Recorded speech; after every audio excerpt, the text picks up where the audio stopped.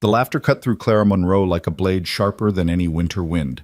Standing on that dusty platform in Red Bluff, Montana, her carefully pressed blue dress now wrinkled from 3 days of travel, she watched the man who'd promised her forever double over in cruel amusement. "Did you really think I'd marry you?" Albert's words echoed across the station. But what Clara didn't know was that a lone cowboy was watching from the shadows, about to change everything. Stay with me, friends, and comment your city below. Let's see how far this story travels. The spring of 1883 arrived late to Montana territory, but Clara Monroe didn't mind the lingering cold.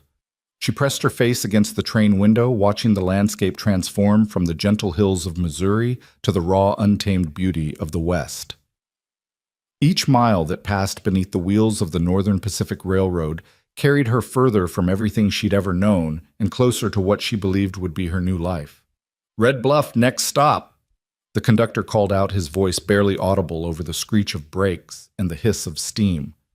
Clara's heart hammered against her ribs as she smoothed her best dress, a pale blue cotton with delicate lace at the collar that her mother had helped her sew specifically for this moment.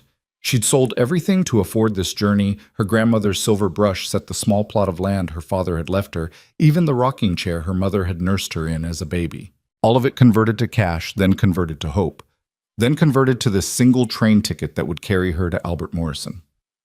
She pulled his latest letter from her reticule, though she'd memorized every word weeks ago. His handwriting was bold and confident, just like the man himself seemed to be through his words. "My dearest Clara Sus," it began. "The days grow longer as I await your arrival. I've prepared everything for our life together. The house needs a woman's touch, but it's sturdy and warm. The ranch is small but profitable. I promise you'll want for nothing least of all, love. Yours eternally, Albert." 6 months of correspondence had led to this moment. 6 months since she'd answered his advertisement in the Matrimonial Times, one of dozens of lonely men seeking wives to join them in the frontier. But Albert's letters had stood apart. He wrote of poetry and sunsets of dreams bigger than the Montana sky, of a loneliness that echoed her own. The train lurched to a stop, and Clara's reflection caught in the window. Wide brown eyes, auburn hair carefully pinned despite the journey, cheeks flushed with anticipation, and just a touch of fear. At 26, she was considered well past marrying age back in Independence, Missouri. The war between the states had taken so many young men, including her fiancé Thomas, who died at Gettysburg before they could wed.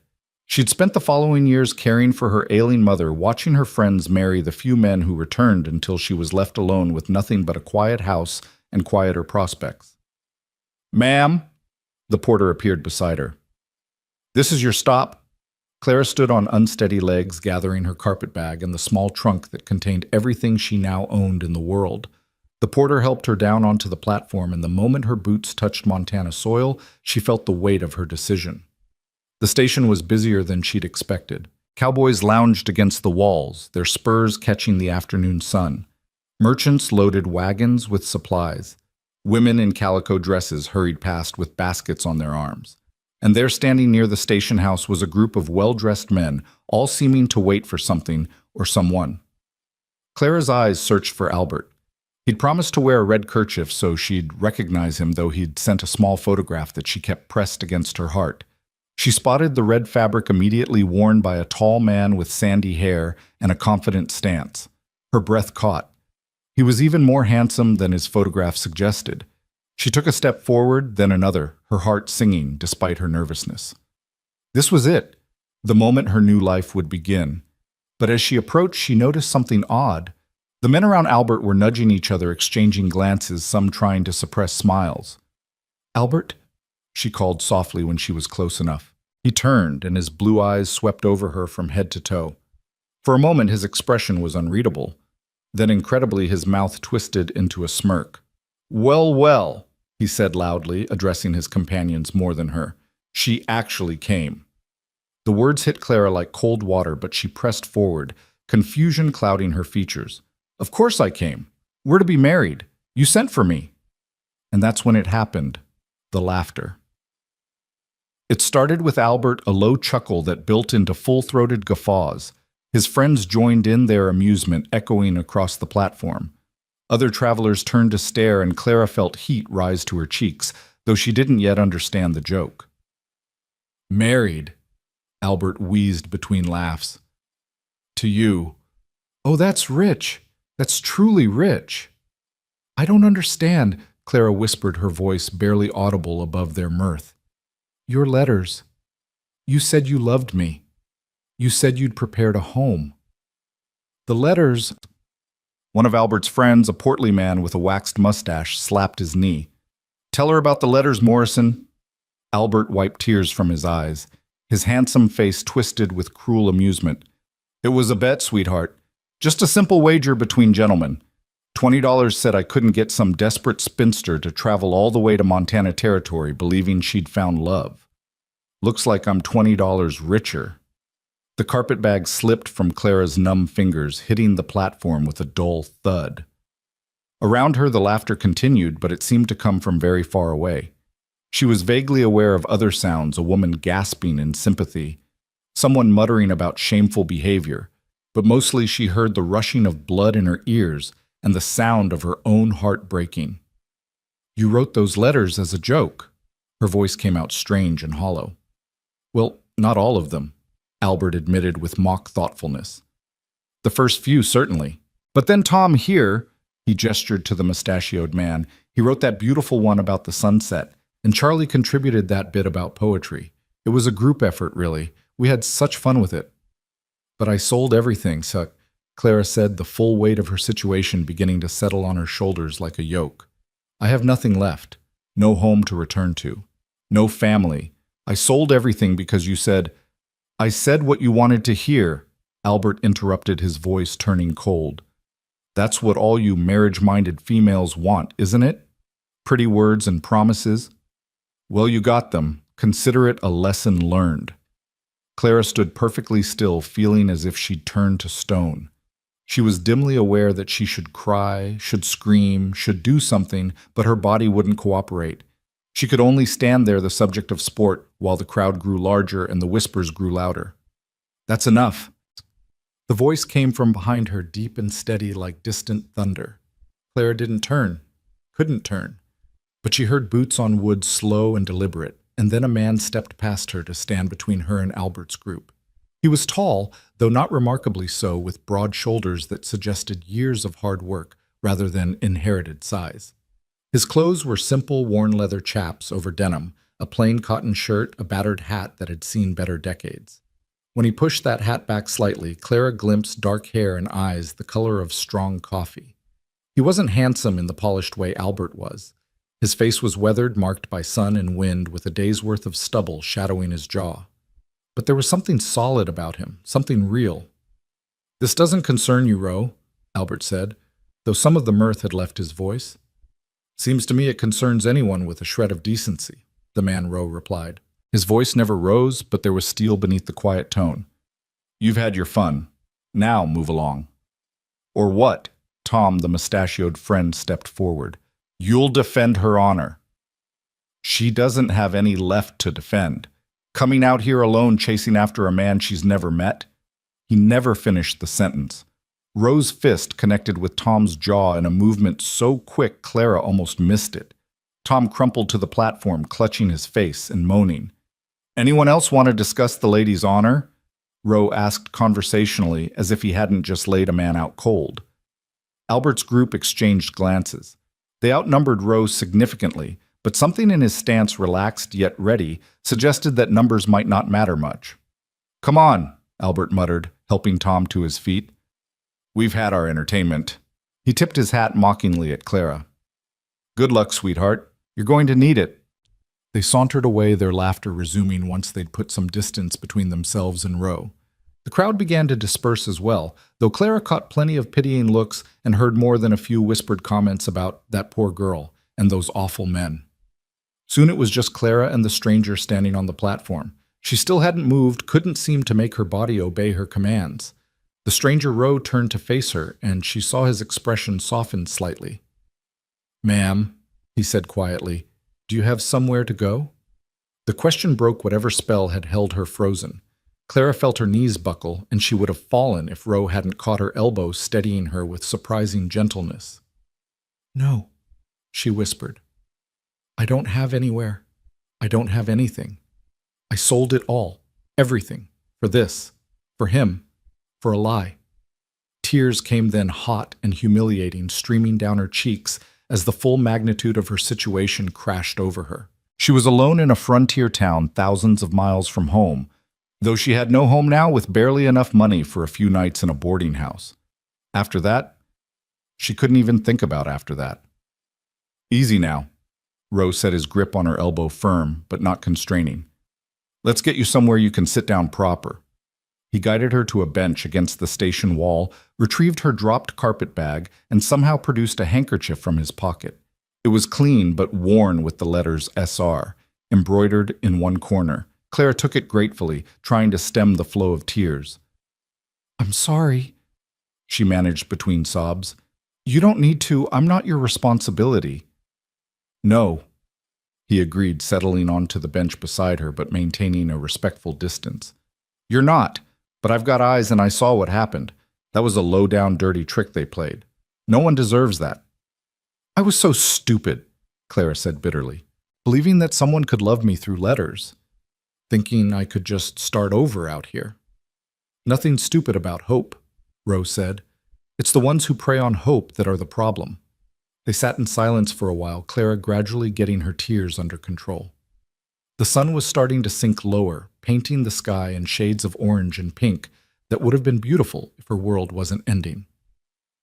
What's your name? Rowe asked eventually. Clara Monroe. Silas Rowe, he offered in return. I've got a ranch about 5 miles north of town. Oh. Clara wasn't sure what else to say. Social niceties seemed absurd given the circumstances. Miss Monroe, Silas said carefully, I know you don't know me from Adam, and you've got no reason to trust a stranger after what just happened. But my ranch has a separate bunkhouse where my seasonal hands stay when I have them. It's empty right now. You're welcome to it while you figure out your next move. Clara stared at him. Why would you offer that? He shrugged, the movement casual, but his eyes serious. Maybe because I know what it's like to be alone and desperate in a place that doesn't care if you live or die. Maybe because I was raised to help folks when they need it. Or maybe because I'd like to think that if my sister found herself in your situation, someone would offer her a hand up. You have a sister. Had, he corrected quietly. Fever took her 5 years back along with my ma. I'm sorry. Life out here is hard, Silas said simply. It's harder alone. I'm not asking anything from you, Miss Monroe. Just offering a roof and some time to think. Mrs. Patterson, she's the widow who runs the general store. She's always looking for help. Might be she could use an extra pair of hands, give you a way to earn some money while you decide what comes next. Clara studied his face, searching for any sign of deception or ulterior motives. But his expression was open honest in a way that Albert's had never been, even in his photographs. I don't want charity, she said carefully. Good, because I'm not offering any. That bunkhouse needs cleaning something fierce, and I can't cook worth a damn. You help out some while you're staying, we'll call it even. It wasn't ideal. Clara knew she should probably try to find a respectable boarding house, maintain propriety. But propriety hadn't saved her from humiliation, and she had limited funds. This man had defended her when he didn't have to, and something in her gut, the same instinct that had apparently failed her with Albert, said she could trust him. All right, she said softly. Just for a few days until I can make arrangements. Silas nodded and stood, offering his hand to help her up. His palm was calloused, working man's hands, but his grip was careful, as if he was aware of his own strength and consciously gentling it. My wagon's just over here, he said, taking her trunk without being asked. It's not fancy, but it'll get us there. The wagon was indeed not fancy, a practical vehicle meant for hauling supplies and feed more than passengers. But Silas helped her up onto the bench seat with the same careful courtesy he'd shown throughout their interaction, making sure her skirts were arranged properly before climbing up himself. As they pulled away from the station, Clara caught sight of Albert and his friends outside one of the saloon's drinks, already in hand, toasting their successful prank. Her stomach turned, and she looked away. Don't give them any more of your thoughts, Silas said quietly, noticing the direction of her gaze. They're not worth it. I trusted him, Clara said, the words bitter on her tongue. I thought his letters were beautiful, romantic. I thought he was lonely like me." "Men like that don't know what loneliness is," Silas replied, his hand steady on the reins as they left the town behind. "They've got their friends, their jokes, their money. They make sport of others because they're empty inside and don't even know it." The road north was rough, and Clara had to grip the seat to keep from bouncing off. The landscape opened up around them, vast stretches of grassland dotted with patches of snow that hadn't quite melted yet, mountains rising in the distance like purple shadows against the darkening sky. "It's beautiful," Clara said, almost surprised to find she could still notice beauty after the day's events. "It is," Silas agreed. "Hard and unforgiving sometimes, but beautiful. Been here 8 years now, and it still takes my breath away some mornings." 8 years. "Where are you from originally?" "Ohio originally, but I fought in the war, and after, I couldn't seem to settle back into civilized life. Too many ghosts. Too much noise. Came out here looking for quiet and space." "Did you find it?" He glanced at her, and she thought she saw the hint of a smile. "Found quiet, sure enough, maybe too much of it sometimes." They rode in companionable silence for a while, the only sounds the creak of wagon wheels and the steady clop of horse hooves. Clara found it surprisingly soothing after the chaos at the station. She studied the landscape, trying to imagine making a life here. It seemed impossible now with her plans in ruins, but something about the vastness of it suggested that anything could be started over, rebuilt, reimagined. "There," Silas said, eventually pointing ahead. "That's my place." Clara looked and saw a modest but well-maintained ranch nestled in a natural valley. The main house was single-story, built of logs with a stone chimney that was already releasing smoke into the evening air. A barn stood nearby, sturdy and practical, and she could see a chicken coop and what looked like a vegetable garden still dormant from winter. The bunkhouse Silas had mentioned sat a respectful distance from the main house, close enough for convenience but far enough for propriety. "You built all this yourself?" "Most of it," Silas confirmed. "Had some help with the barn. A man can't raise a barn alone no matter how stubborn he is." As they pulled up to the house, a dog came bounding out, a mixed breed with more enthusiasm than sense, barking joyfully at Silas's return. "That's Duke," Silas said. "He's got no manners, but he's harmless." Duke proved this by immediately trying to jump up on Clara when Silas helped her down from the wagon, his tail wagging so hard his whole back end moved with it. "Duke down," Silas commanded, and the dog reluctantly obeyed, though he continued to vibrate with excitement. "He doesn't see many visitors," Silas explained apologetically. He led her to the bunkhouse first, lighting a lantern he pulled from the wagon. The space was indeed dusty, but surprisingly well appointed. 2 sets of bunk beds, a small table with chairs, a pot-bellied stove for heat, and even a shelf with a few books. "It's not much," Silas said, seeming suddenly self-conscious, "but it's warm and dry. There's a pump out back for water, and the outhouse is that way." He gestured vaguely. "I'll bring some firewood over, get the stove going." "It's perfect," Clara said, meaning it. After expecting to spend her first night in Montana as a new bride, even this simple shelter felt like an unexpected grace. "Thank you, Mr. Rowe. I don't know how to repay your kindness." "No repayment needed," he said firmly. "And call me Silas. We don't stand much on formality out here." He left to get the firewood, and Clara sat on one of the lower bunks, finally allowing herself to truly feel the exhaustion of the day. She'd woken that morning in a hotel in Billings, full of anticipation for her new life. Now she was a charity case dependent on the kindness of a stranger with no clear path forward. But as Silas returned and efficiently built a fire in the stove, as warmth began to spread through the small space, as Duke curled up on the floor near her feet, as if they'd been friends forever, Clara felt something she hadn't expected, a tiny spark of hope. Not the grand romantic hope she'd carried on the train, but something smaller and perhaps more real. "There's some beans and cornbread from last night in the main house," Silas said once the fire was established. "Nothing fancy, but you're welcome to it." Clara's stomach growled, reminding her that she hadn't eaten since breakfast. "That sounds wonderful." The main house was much like Silas himself, plain but solid, everything functional and well-maintained. The furniture was handmade but skillfully done, the floors swept clean, dishes washed and stacked neatly. But there were no curtains on the windows, No tablecloth on the table, no pictures on the walls. It was a house that served its purpose, but had never been a home.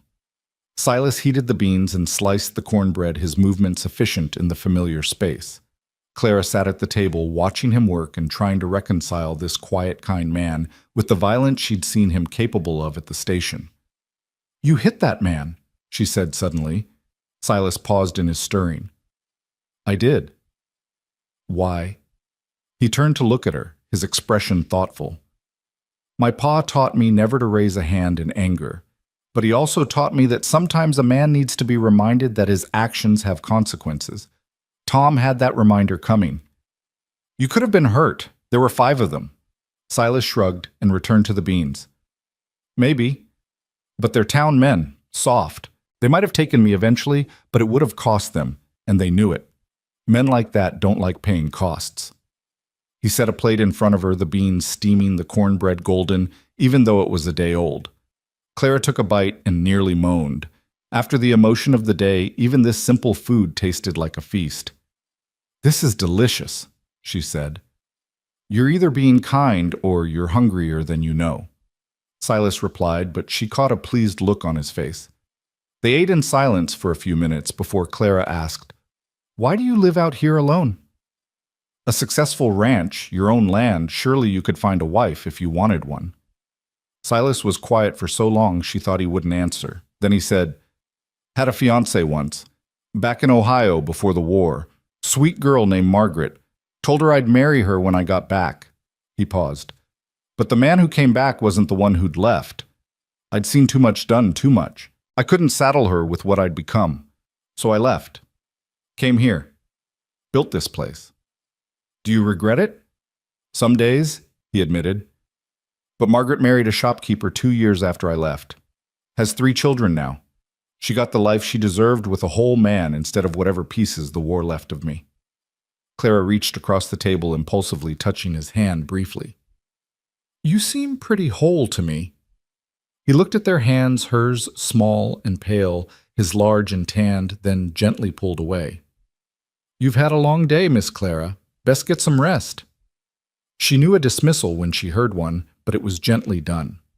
She rose, taking her plate to the basin like she'd seen him do. "Leave it," he said. "I'll take care of it."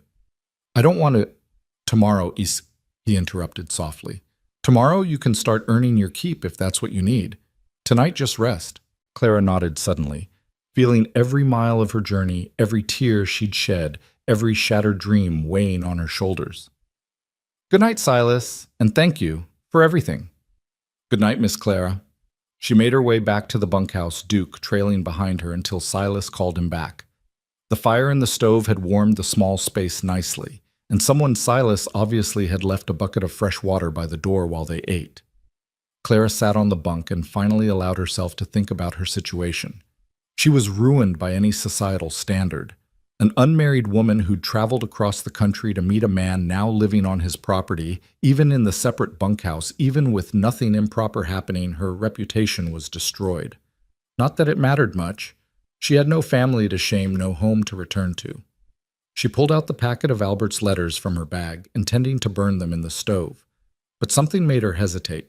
She opened one at random, reading the flowing script that had once made her heart race. "My darling Clara, I dreamt of you last night. We were walking through a field of wildflowers, your hand in mine, your laughter like music. I wake each morning hoping this will be the day you arrive, the day my real life begins." Now knowing the truth, she could see the mockery in every word. How they must have laughed, Albert and his friends, thinking up romantic phrases, each trying to outdo the other in flowery sentiment. How pathetic she must have seemed responding with her own earnest letters, pouring out her heart to men who saw her as nothing but a joke. She fed the letters to the stove one by one, watching Albert's lies turn to ash. With each letter that burned, she felt something inside her harden. She'd been a fool, yes, but she wouldn't be one again. Trust was a luxury she could no longer afford. The last letter was the first one she'd received, the one that had started it all. She almost threw it in with the others, but stopped. This one she'd keep. She decided, a reminder of the cost of believing in fairy tales. Outside, she heard the low murmur of Silas's voice, probably talking to Duke. The sound was oddly comforting. He'd asked nothing of her, expected nothing, just offered help when she desperately needed it. But Clara knew better now than to mistake kindness for anything more. She'd learned that lesson at the train station, learned it hard and public and painful. She prepared for bed, washing her face with the cold water, changing into her nightgown behind the blanket she'd hung for privacy, even though she was alone. The bunk was surprisingly comfortable, the blankets clean, if rough. As she lay there listening to the unfamiliar sounds of the Montana night wind through grass, the distant howl of something wild, the settling of the building around her, Clara made herself a promise. She would survive this. She would find work, save money. Maybe eventually make it to California or Oregon, somewhere she could start over properly. She would be practical, sensible, all the things she should have been before. But even as she made these resolutions, even as she built walls around her broken heart, she couldn't quite forget the gentle way Silas had helped her from the wagon, the quiet anger in his voice when he'd confronted Albert, the simple kindness of beans and cornbread offered without expectation. Stop it, she told herself firmly. That kind of thinking was what got her here in the first place. Silas Rowe was a good man, clearly, but that didn't mean anything beyond a temporary roof over her head. She wouldn't mistake basic human decency for something more. Not again. But as sleep finally claimed her, her dreams were not of Albert's cruel laughter or the humiliation at the train station. Instead, she dreamed of steady hands on wagon reins and coffee-colored eyes that looked at her like she was a person, not a joke. She woke once in the night, disoriented, forgetting for a moment where she was. Then it all came back, the train, the laughter, the kindness of a stranger. She could hear Duke barking at something in the distance, then Silas's voice calling him back.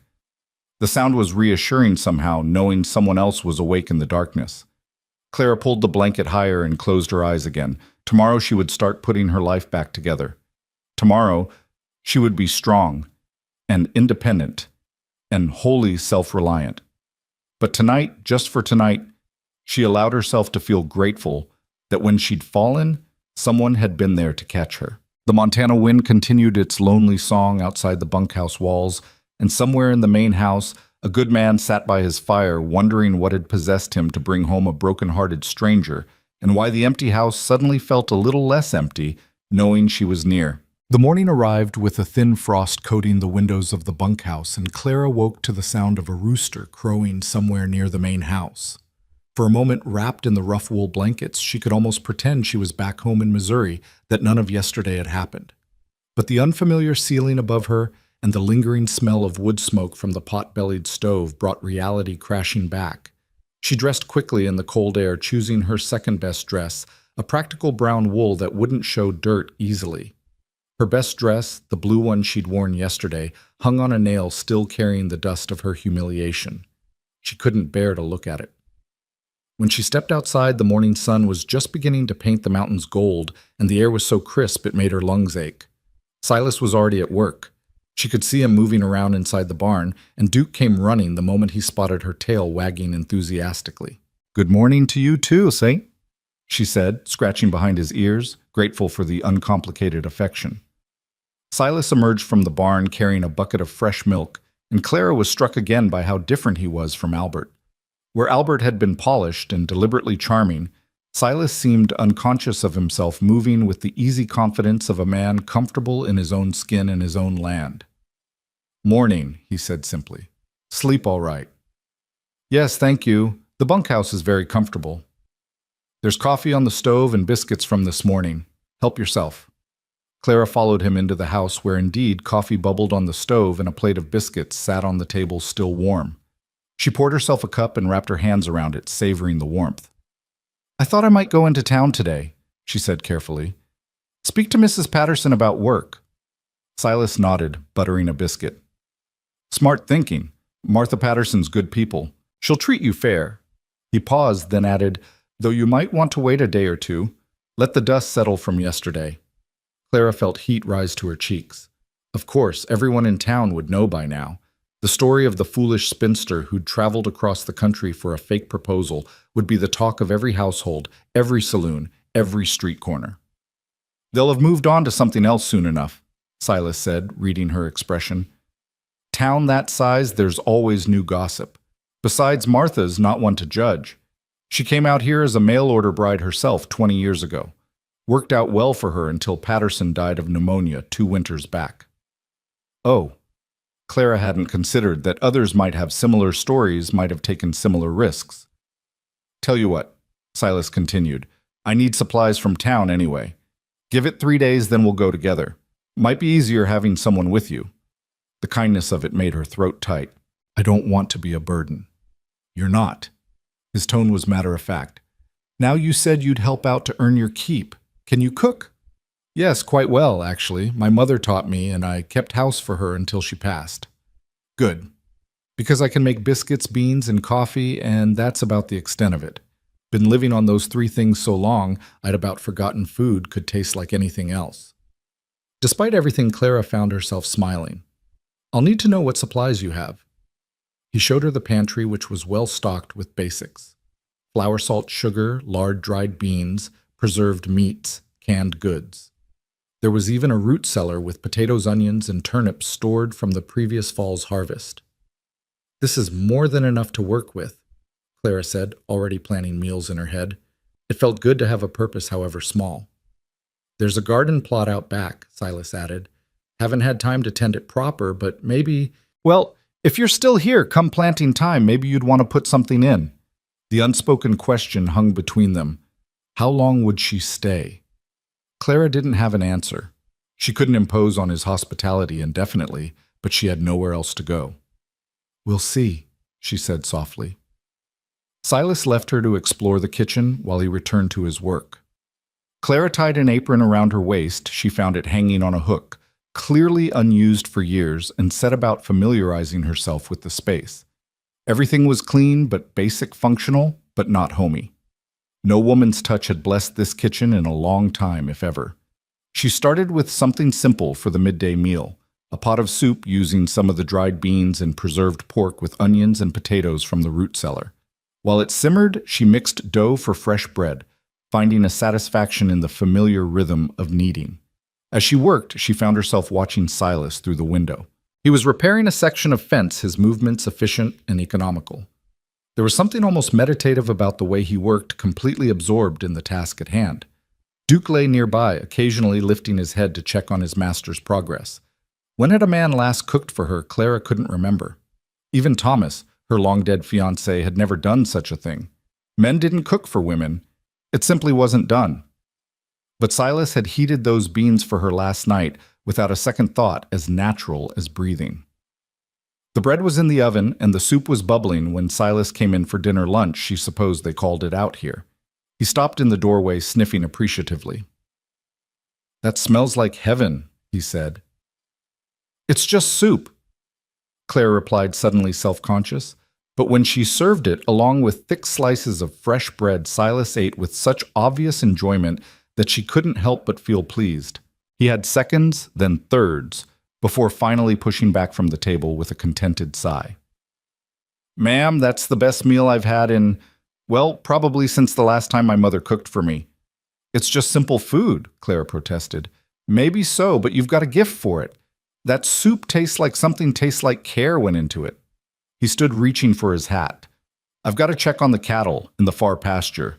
Be back before dark. After he left, Clara cleaned the kitchen thoroughly, then found herself at loose ends.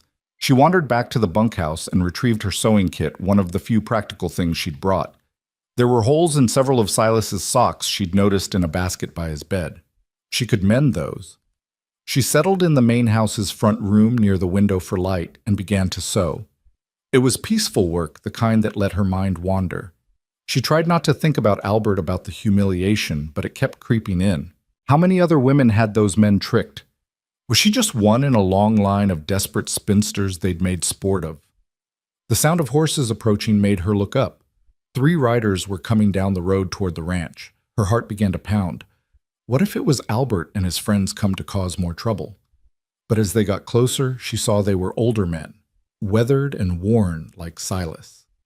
They dismounted near the barn, and she could hear their voices carrying on the wind, though not the words. Should she go out hide? She wasn't sure what her role here was, what Silas would want her to do. Before she could decide, the front door opened and Silas entered, followed by the 3 men. He looked surprised to find her in his chair, his socks in her lap. Miss Clara. he said carefully. "These are some neighbors. Ben Watson, Carl Hendricks, and Joe Paulson. Gentlemen, this is Miss Monroe. She's staying in the bunkhouse for a spell." The men tipped their hats politely, but Clara could see the curiosity in their eyes. She knew how this looked a single woman living on a bachelor's property. Her reputation, already damaged, was now thoroughly destroyed. "Pleased to meet you," she managed. "We heard about what happened at the station yesterday, Sam," Ben Watson said bluntly. He was the oldest of the three with silver hair and kind eyes. "That was a dirty trick Morrison played. Boy needs a stronger lesson than what Silas gave him." "What's done is done," Silas said firmly. "Miss Clara doesn't need to relive it." "Actually came by to tell you Morrison and his crew are bragging about it in town," Carl said. He was younger, with a thick black beard. "Making the lady out to be—" He glanced at Clara and cleared his throat. "Well, saying things that aren't fit to repeat." Clara felt her face burn. Of course, Albert would make it worse, would paint her as desperate, pathetic, probably worse things she couldn't imagine. "Also came to say," Joe added quietly, "that Martha Patterson put them straight, told them exactly what she thought of grown men playing such games. Near about took Morrison's head off with a rolling pin when he laughed about it in her store." "Martha doesn't suffer fools," Ben agreed. "She's letting everyone know the truth of it, that Miss Monroe here was responding to what she thought was an honest proposal, and that any decent person would have done the same." "Doesn't matter," Clara said quietly. "The damage is done. No one will want to associate with me now." "You might be surprised," Carl said. "Town's full of folks who came here looking for second chances. Most of us got stories we'd rather forget." They stayed for coffee. Clara insisted on serving them, needing something to do with her hands. The men were polite, careful with their language around her, and she realized they were trying in their rough way to make her feel welcome. After they left, Silas stood awkwardly in the front room. "I'm sorry about that. Should have warned you I might have visitors." "It's your home," Clara said. "You don't need to apologize for having guests. Still, I know this isn't what you signed up for, being the subject of gossip." Clara gave a bitter laugh. "I signed up to be a wife. Instead, I'm a cautionary tale." "You're a survivor," Silas corrected. "That's something to be proud of." That evening, Clara made a proper dinner: fried chicken, mashed potatoes, gravy, and green beans she'd found canned in the pantry. Silas's expression when he sat down to the meal was almost comical. "This is too much," he said. "You don't need to go to this trouble." "I like cooking," Clara admitted. "Makes me feel useful. Besides your skin and bones, when's the last time you had a proper meal?" "Can't recall," he said honestly, then tucked into the food with enthusiasm. After dinner, they sat by the fire, Silas in his chair, Clara in the one she'd claimed for sewing. It was oddly domestic, comfortable in a way that surprised her. "Can I ask you something?" Clara said suddenly. "Sure." "Why did you really offer to help me? And don't say Christian charity. There's more to it than that." Silas was quiet for a long moment, staring into the fire. "You ever see a horse that's been broke wrong? Beaten down until there's no spirit left, just fear?" "Yes." "Yesterday at the station you looked like that, like someone had taken something bright and tried to crush it out of you. I couldn't stand it. Couldn't stand them laughing while you stood there trying to hold yourself together." Clara felt tears prick her eyes. "I felt crushed." "But you're not," Silas said, looking at her now. "You're here, you're cooking, you're planning. That's not crushed. That's strong." "I don't feel strong." "Strongest people rarely do." They lapsed into silence, but it wasn't uncomfortable. Clara found herself stealing glances at him, noting the way the firelight played across his weathered features. He wasn't handsome, not in the conventional sense, but there was something solid about him, something real that Albert's polished good looks had lacked. "Stop it," she told herself firmly. "Haven't you learned your lesson?" "I should go," she said, standing abruptly. "Thank you for dinner. I mean, for letting me cook dinner. I know what you mean," Silas said gently. "Good night, Miss Clara." "Good night." The next 3 days fell into a routine. Clara cooked and cleaned, mended clothes, and organized the chaos of Silas's bachelor household. Silas worked his ranch, coming in for meals with appreciation that never seemed to wane, no matter what she put in front of him. In the evenings, they sat by the fire, sometimes talking, sometimes just sharing the comfortable silence. On the second day, she ventured into the garden plot Silas had mentioned. It was overgrown with dead weeds from the previous year, but she could see the potential. She spent the afternoon clearing it, her hands in the dirt, planning what she would plant if she was still here come spring properly. "You don't have to do that," Silas said when he found her. "I want to. I had a garden back home. I miss it." He helped her clear the rest, working beside her in companionable quiet. When they finished dirty and tired, he smiled a real smile that transformed his face. "Haven't seen that plot look so good in years," he said. "It needs manure," Clara said practically, "and the fence needs fixing to keep the rabbits out." "I'll get on that," he promised, and she realized she'd been making plans like she intended to stay. The thought frightened her. On the third evening, as promised, Silas announced they'd go to town the next day. "You sure you're ready?" he asked. "No," Clara admitted, "but I can't hide forever." That night she barely slept. What would people say? How would they look at her? She knew she had to face it eventually, but the thought made her stomach churn. Morning came too soon. Clara dressed in her best remaining dress, a green wool that brought out the color in her eyes, though she doubted anyone would be looking at her eyes. She pinned her hair carefully, trying to look respectable, though she knew that ship had sailed. Silas had cleaned himself up too, she noticed. He'd shaved, his hair was combed, and he wore what was clearly his town shirt, less worn than his work clothes. The effort he'd made for her sake touched her. "Ready?" he asked. "As I'll ever be." The ride to town was quiet. Clara's hands twisted in her lap, and Silas must have noticed because he said, "It won't be as bad as you're thinking." "How do you know what I'm thinking?" "Your face is like an open book. Every worry you've got is written there plain as day." "That's reassuring," Clara said dryly. "Actually it is," Silas replied. "Means you're honest, can't hide what you're feeling. That's rare out here." As they entered Red Bluff, Clara could feel eyes on them immediately. People stopped their conversations to stare, and she heard whispers following in their wake. She kept her eyes forward, her chin up, though she wanted nothing more than to hide. Silas pulled up in front of Patterson's general store. "I'll be right here," he said. "Take your time." Clara climbed down and walked into the store on shaking legs. A bell chimed as she entered, and a woman behind the counter looked up. Martha Patterson, presumably. She was in her 40s, with graying hair pulled back in a severe bun, but her eyes were kind. "You must be Miss Monroe," she said without preamble. "I've been expecting you." "Mrs. Patterson, I was wondering if you might have any work available."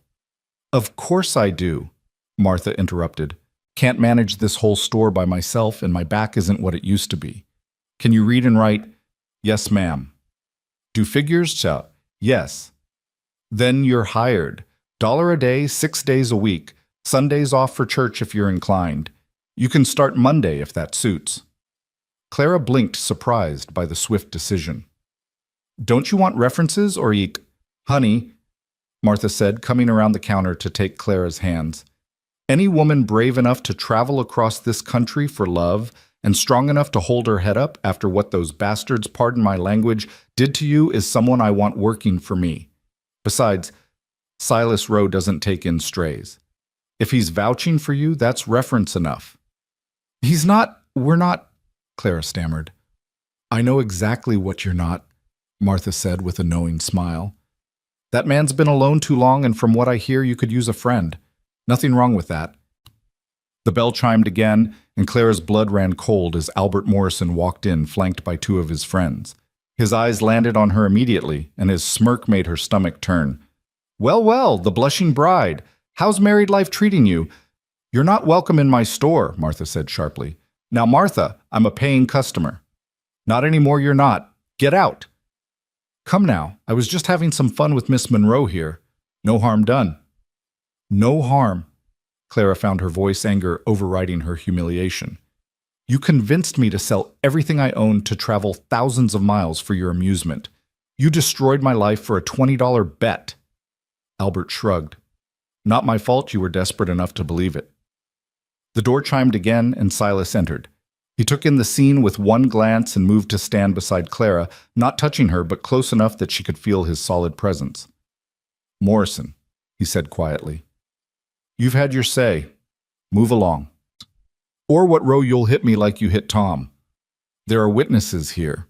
Witnesses who saw you harassing a lady after Mrs. Patterson asked you to leave her establishment, Silas replied calmly. Judge Morgan's not going to look kindly on that. Albert's face reddened. She's no lady. Any woman who'd travel across the country to marry a stranger. He never finished the sentence. This time it was Martha who acted, bringing her heavy rolling pin down on Albert's hand where it rested on her counter. He yelped, jerking back. You ever speak about Miss Monroe again in my store or anywhere else I might hear about it, and you'll lose more than the use of that hand for a few days, Martha said sweetly. Now get out before I decide to aim for your head. Albert and his friends retreated, but not before Albert shot Clara a look of pure venom. She knew she'd made an enemy, but found she didn't care. She was too tired of being afraid. Thank you, she said to Martha. No thanks needed. Been wanting to do that for years. Boy's had it coming since he was knee-high. Clara completed her arrangement with Martha, agreeing to start work on Monday. When she emerged from the store, she found Silas loading supplies into the wagon, acting as if the confrontation hadn't happened. All settled? He asked. Yes, I start Monday. Good. Martha will treat you fair. They made a few more stops, the feed store, the blacksmith, and everywhere Clara felt eyes on them. Some were curious, some pitying, but a surprising number were sympathetic. Several women nodded to her small gestures of solidarity that meant more than they could know. As they were preparing to leave, an elegant woman in an expensive dress approached them. Clara recognized her as the banker's wife, one of the town's social leaders. Miss Monroe, she said formally, I wanted to express my sympathy for your unfortunate situation. Thank you, Clara said carefully, not sure where this was going. However, the woman continued, I feel I should warn you that your current arrangement is highly improper. Living on Mr. Rowe's property without benefit of marriage or proper chaperoning. Mrs. Hartley, Silas interrupted, his voice hard. Miss Monroe is staying in my bunkhouse while she gets on her feet. There's nothing improper about Christian charity. Nevertheless, people will talk. People are already talking, Clara said, finding her spine. They've been talking since I stepped off that train. At least now they're talking about my supposed impropriety rather than my humiliation. I'd call that an improvement. Mrs. Hartley huffed and swept away, but Clara caught several approving looks from other women who'd overheard. On the ride home, Clara felt exhausted but oddly victorious. She'd faced the town, faced Albert, and survived. You did good, Silas said simply. I wanted to run, but you didn't. That's what counts. That evening, as Clara served dinner, a venison stew she'd had simmering all day, she found herself really looking at Silas for the first time. Not comparing him to Albert or Thomas or anyone else, but seeing him as he was. The steady way he moved, the careful way he spoke, the kindness that seemed as natural to him as breathing. Why haven't you married? She asked suddenly, then immediately regretted it. I'm sorry, that's none of my business. It's all right, Silas said. Told you about Margaret. After that, just never found anyone who... He paused, searching for words. Never found anyone who made me want to try again. Building something with someone trusting them with everything that's not a small thing. No, Clara agreed softly. It's not. What about you? Before Albert, I mean. You mentioned someone who died in the war. Thomas. We were engaged. He was sweet young. We both were. I'm not sure it would have worked honestly. We wanted such different things. He wanted adventure to see the world. I wanted a home, children, roots. She smiled sadly. I suppose I got adventure after all, just not the kind I expected. Adventure's overrated, Silas said. Give me a quiet life any day. After dinner, instead of retiring to the bunkhouse immediately, Clara lingered. They sat by the fire and Silas pulled out a worn book, Shakespeare, she saw with surprise. You read Shakespeare? My mother was a school teacher before she married, made sure all of us could read and appreciate good writing. This was hers. Would you read some? He looked surprised but pleased. Any preference? You choose. He opened to a marked page and began to read in his deep, steady voice. It was from Much Ado About Nothing, the scene where Benedict and Beatrice finally admit their love.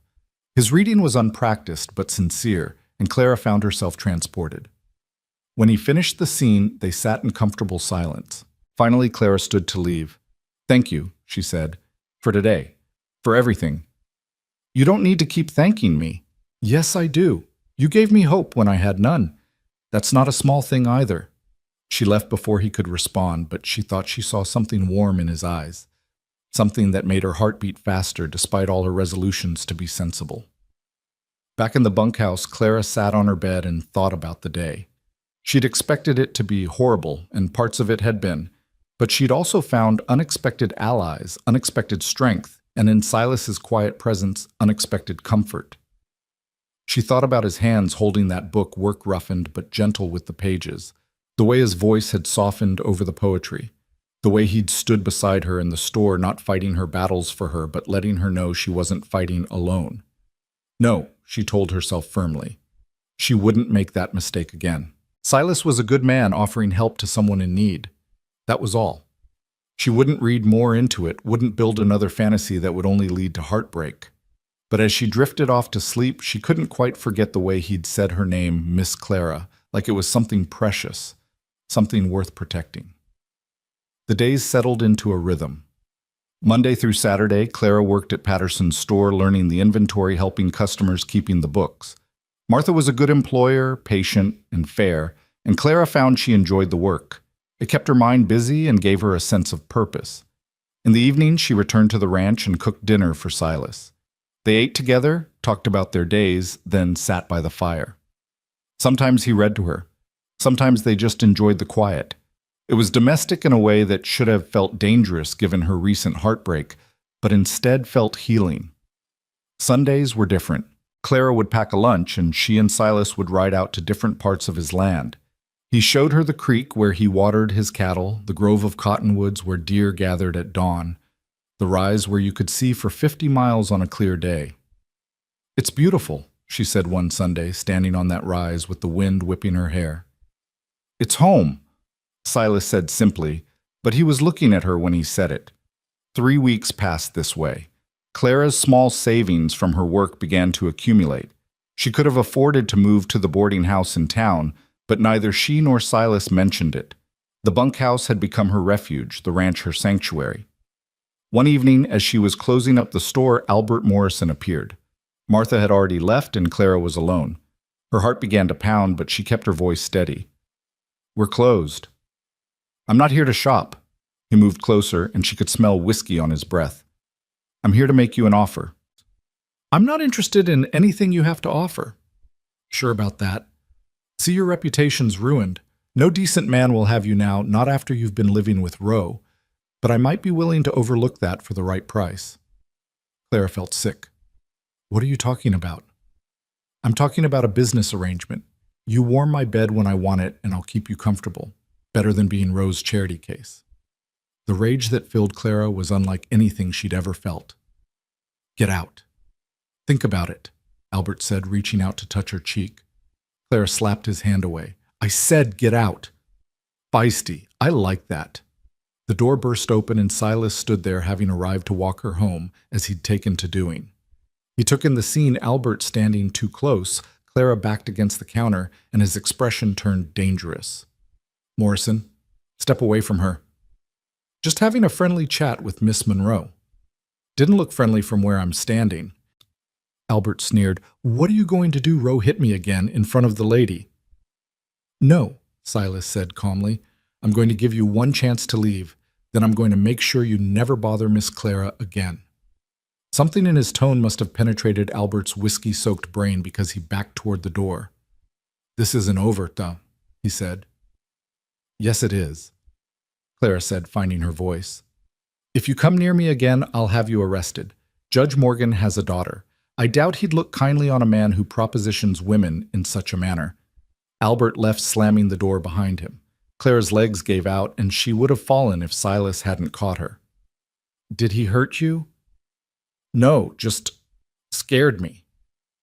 Silas's jaw was tight with controlled anger. He won't bother you again. How can you be sure? Because tomorrow I'm going to have a talk with Judge Morgan and Sheriff Watson and anyone else who needs to know what kind of man Albert Morrison really is. Clara looked up at him, his arms still around her, and felt something shift in her chest. This wasn't just kindness anymore. This was protection, fierce and personal.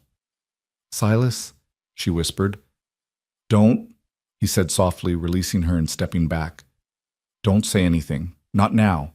Not when you're scared and grateful. That's not what I want." "What do you want?" He was quiet for a long moment, then said, "I want you to be safe, happy, free to make your own choices without fear or obligation. And if I choose to stay, then you stay because you want to, not because you need to." They walked home in silence, but it was charged with unspoken words, unacknowledged feelings. Clara knew she was standing on the edge of something, but after Albert, after the humiliation and heartbreak, she was terrified to take another step. That night she lay in her bunk and thought about the differences between the two men. Albert had promised her poetry and passion in letters, but delivered cruelty and humiliation in person. Silas had promised her nothing but shelter, but had delivered safety, respect, and something that might be growing into more. The next morning, true to his word, Silas went to town early. Clara didn't know what he said to whom, but Albert Morrison left Red Bluff that very day, supposedly to visit relatives in California. The general consensus was that he'd been encouraged to make the trip and not return. "You didn't have to do that," Clara said that evening. "Yes, I did. A man like that doesn't stop unless someone makes him. Thank you. Stop thanking me for doing what any decent man would do." "But you're not just any man," Clara said softly, then caught herself. "I mean, I know what you mean," Silas said, and there was something in his eyes that made her heart race. They stood there looking at each other across the kitchen table, and Clara felt the air grow thick with possibility. But then Duke barked at something outside, breaking the spell, and the moment passed. Later, sitting by the fire while Silas read from Romeo and Juliet, a terrible choice, Clara thought, given the circumstances, she found herself studying his profile in the firelight. The strong line of his jaw, the way his brow furrowed slightly when he concentrated, the careful way he turned the fragile pages. She was falling for him. Despite all her resolutions, all her promises to herself to be sensible, she was falling for this quiet, steady man who read Shakespeare and defended her honor and looked at her like she was something precious. The thought terrified her. What if she was wrong again? What if she was mistaking kindness for something more? What if Silas was just being decent and she was building another fantasy that would leave her heartbroken? But then he looked up from the book, caught her staring, and smiled that rare, transformative smile that made him almost handsome. "You all right?" "Yes," she lied. He didn't look convinced, but didn't push. That was another thing about Silas, he never pushed. He was just there, solid and constant, as the mountains offering what he could without asking for anything in return. As spring truly arrived, the snow melting from all but the highest peaks, Clara found herself planning beyond the next day or week. She started the garden properly with Silas's help. They worked side by side, planting seeds that wouldn't bear fruit for months, an act of faith in the future. "You sure you want to put in all this work?" Silas asked. One day, watching her carefully place tomato seedlings she'd started in the kitchen window. "It's a big commitment, a garden." "I'm sure," Clara said, understanding they were talking about more than vegetables. One evening, as they sat on the porch watching the sunset paint the sky in shades of pink and gold, Clara finally asked the question that had been haunting her. "Silas, what are we doing?" He was quiet for so long she thought he wouldn't answer. Then he said, "I don't know. I just know that having you here feels right. The house feels less empty. The days feel less long." "I feel the same," Clara admitted. "But I'm scared." "Of what?" "Of being wrong again. Of mistaking kindness for love. Of building something that isn't real." Silas turned to look at her, and his expression was serious. "What we have here, friendship, partnership, whatever you want to call it, it's real. It's built on daily things, small truths, not grand gestures and pretty words. That's as real as it gets." "Is that enough?" "It's more than most folks have," he said. But if you're asking if there's more, he stopped, running a hand through his hair in frustration. I'm no good at this. I don't have pretty words like Morrison did. I don't want pretty words, Clara said urgently. They were all lies anyway. Then what do you want? Clara thought about it, really thought about it. Truth, steadiness, someone who will be there in the morning and the morning after that and all the mornings to come. I can offer you that, Silas said quietly. If you want it. They sat in silence as the sky darkened and the first stars appeared. Finally, Clara reached over and took his hand. His fingers were calloused working hands, but they held hers gently. I'm not ready, she said. Not yet. I need time to trust again to believe that this is real. Take all the time you need, Silas said. I'm not going anywhere. And Clara believed him, not because of pretty words or grand promises, but because of the steady pressure of his hand in hers, the patient way he waited for her to be ready, the quiet certainty in his voice. As they sat there, hands linked, watching the stars emerge one by one, Clara felt something she hadn't felt since stepping off that train hope. Not the desperate, grasping hope that had brought her to Montana, but something quieter, stronger, built on a foundation of daily kindnesses and small truths. The weeks that followed their conversation on the porch passed with a sweet tension, like the air before a summer storm. Clara continued working at Patterson's store, where Martha watched her with knowing eyes and made occasional comments about how some men were worth the wait. Silas maintained his respectful distance, never pressing, never assuming, but his eyes followed her when he thought she wasn't looking, and his face lit up each evening when she returned from town. The garden began to flourish under Clara's care, tiny green shoots pushing through the dark soil with a determination that reminded her of herself. She found herself telling the plants about her day as she weeded and watered a habit from her childhood that she'd thought lost forever. You're talking to the tomatoes again, Silas observed one evening coming up behind her as she knelt in the dirt. Clara flushed. My mother always said plants grow better when you talk to them. Makes sense, Silas said, crouching beside her. Everything grows better with attention and care. Their eyes met, and Clara knew he wasn't talking about plants. The moment stretched between them, full of possibility, but then Duke came barreling through the garden chasing after a rabbit, and they both laughed as Clara tried to save her seedlings from his enthusiastic pursuit. It was these moments that were slowly healing her heart, not grand gestures or passionate declarations, but the simple domesticity of shared laughter, comfortable silences, and the steady presence of a man who asked for nothing while offering everything. One afternoon in late May, Clara was working in the store when a woman she didn't recognize entered. She was young, perhaps 22, with golden hair and a pretty face that would have been beautiful if not for the bruise darkening her left cheek. Can I help you? Clara asked gently. The woman glanced around nervously. I'm looking for work. Any kind of work. I can clean, cook, sew.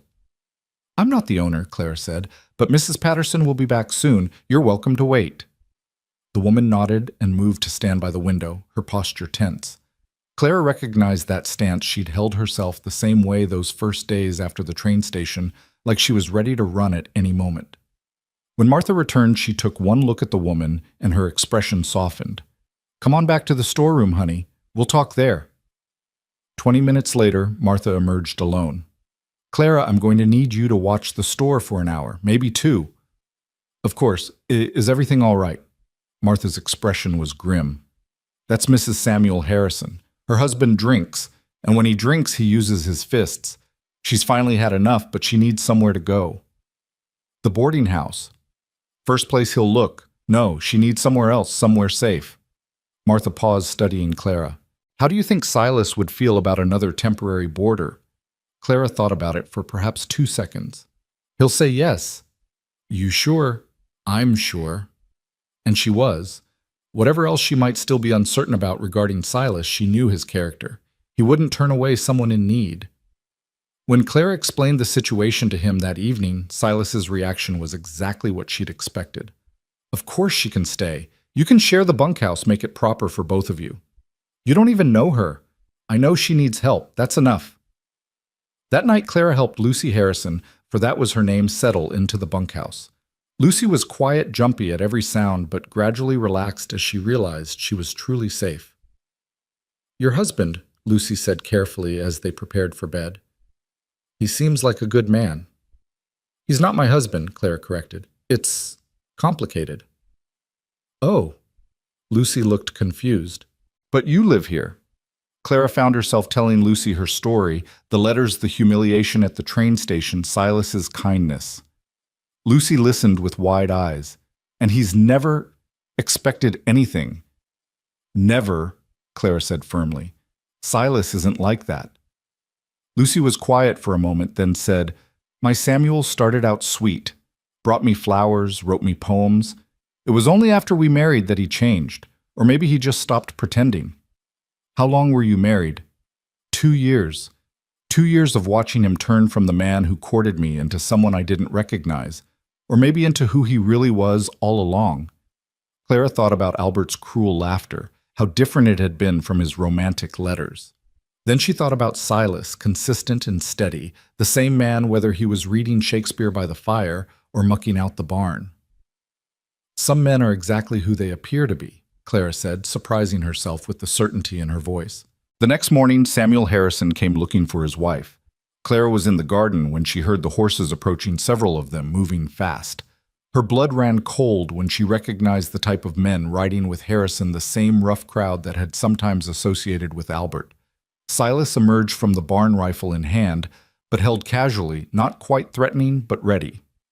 Harrison, he said calmly, what brings you out here? I'm looking for my wife, Samuel said. He was a big man, handsome in a rough way, with the telltale redness of a drinking man.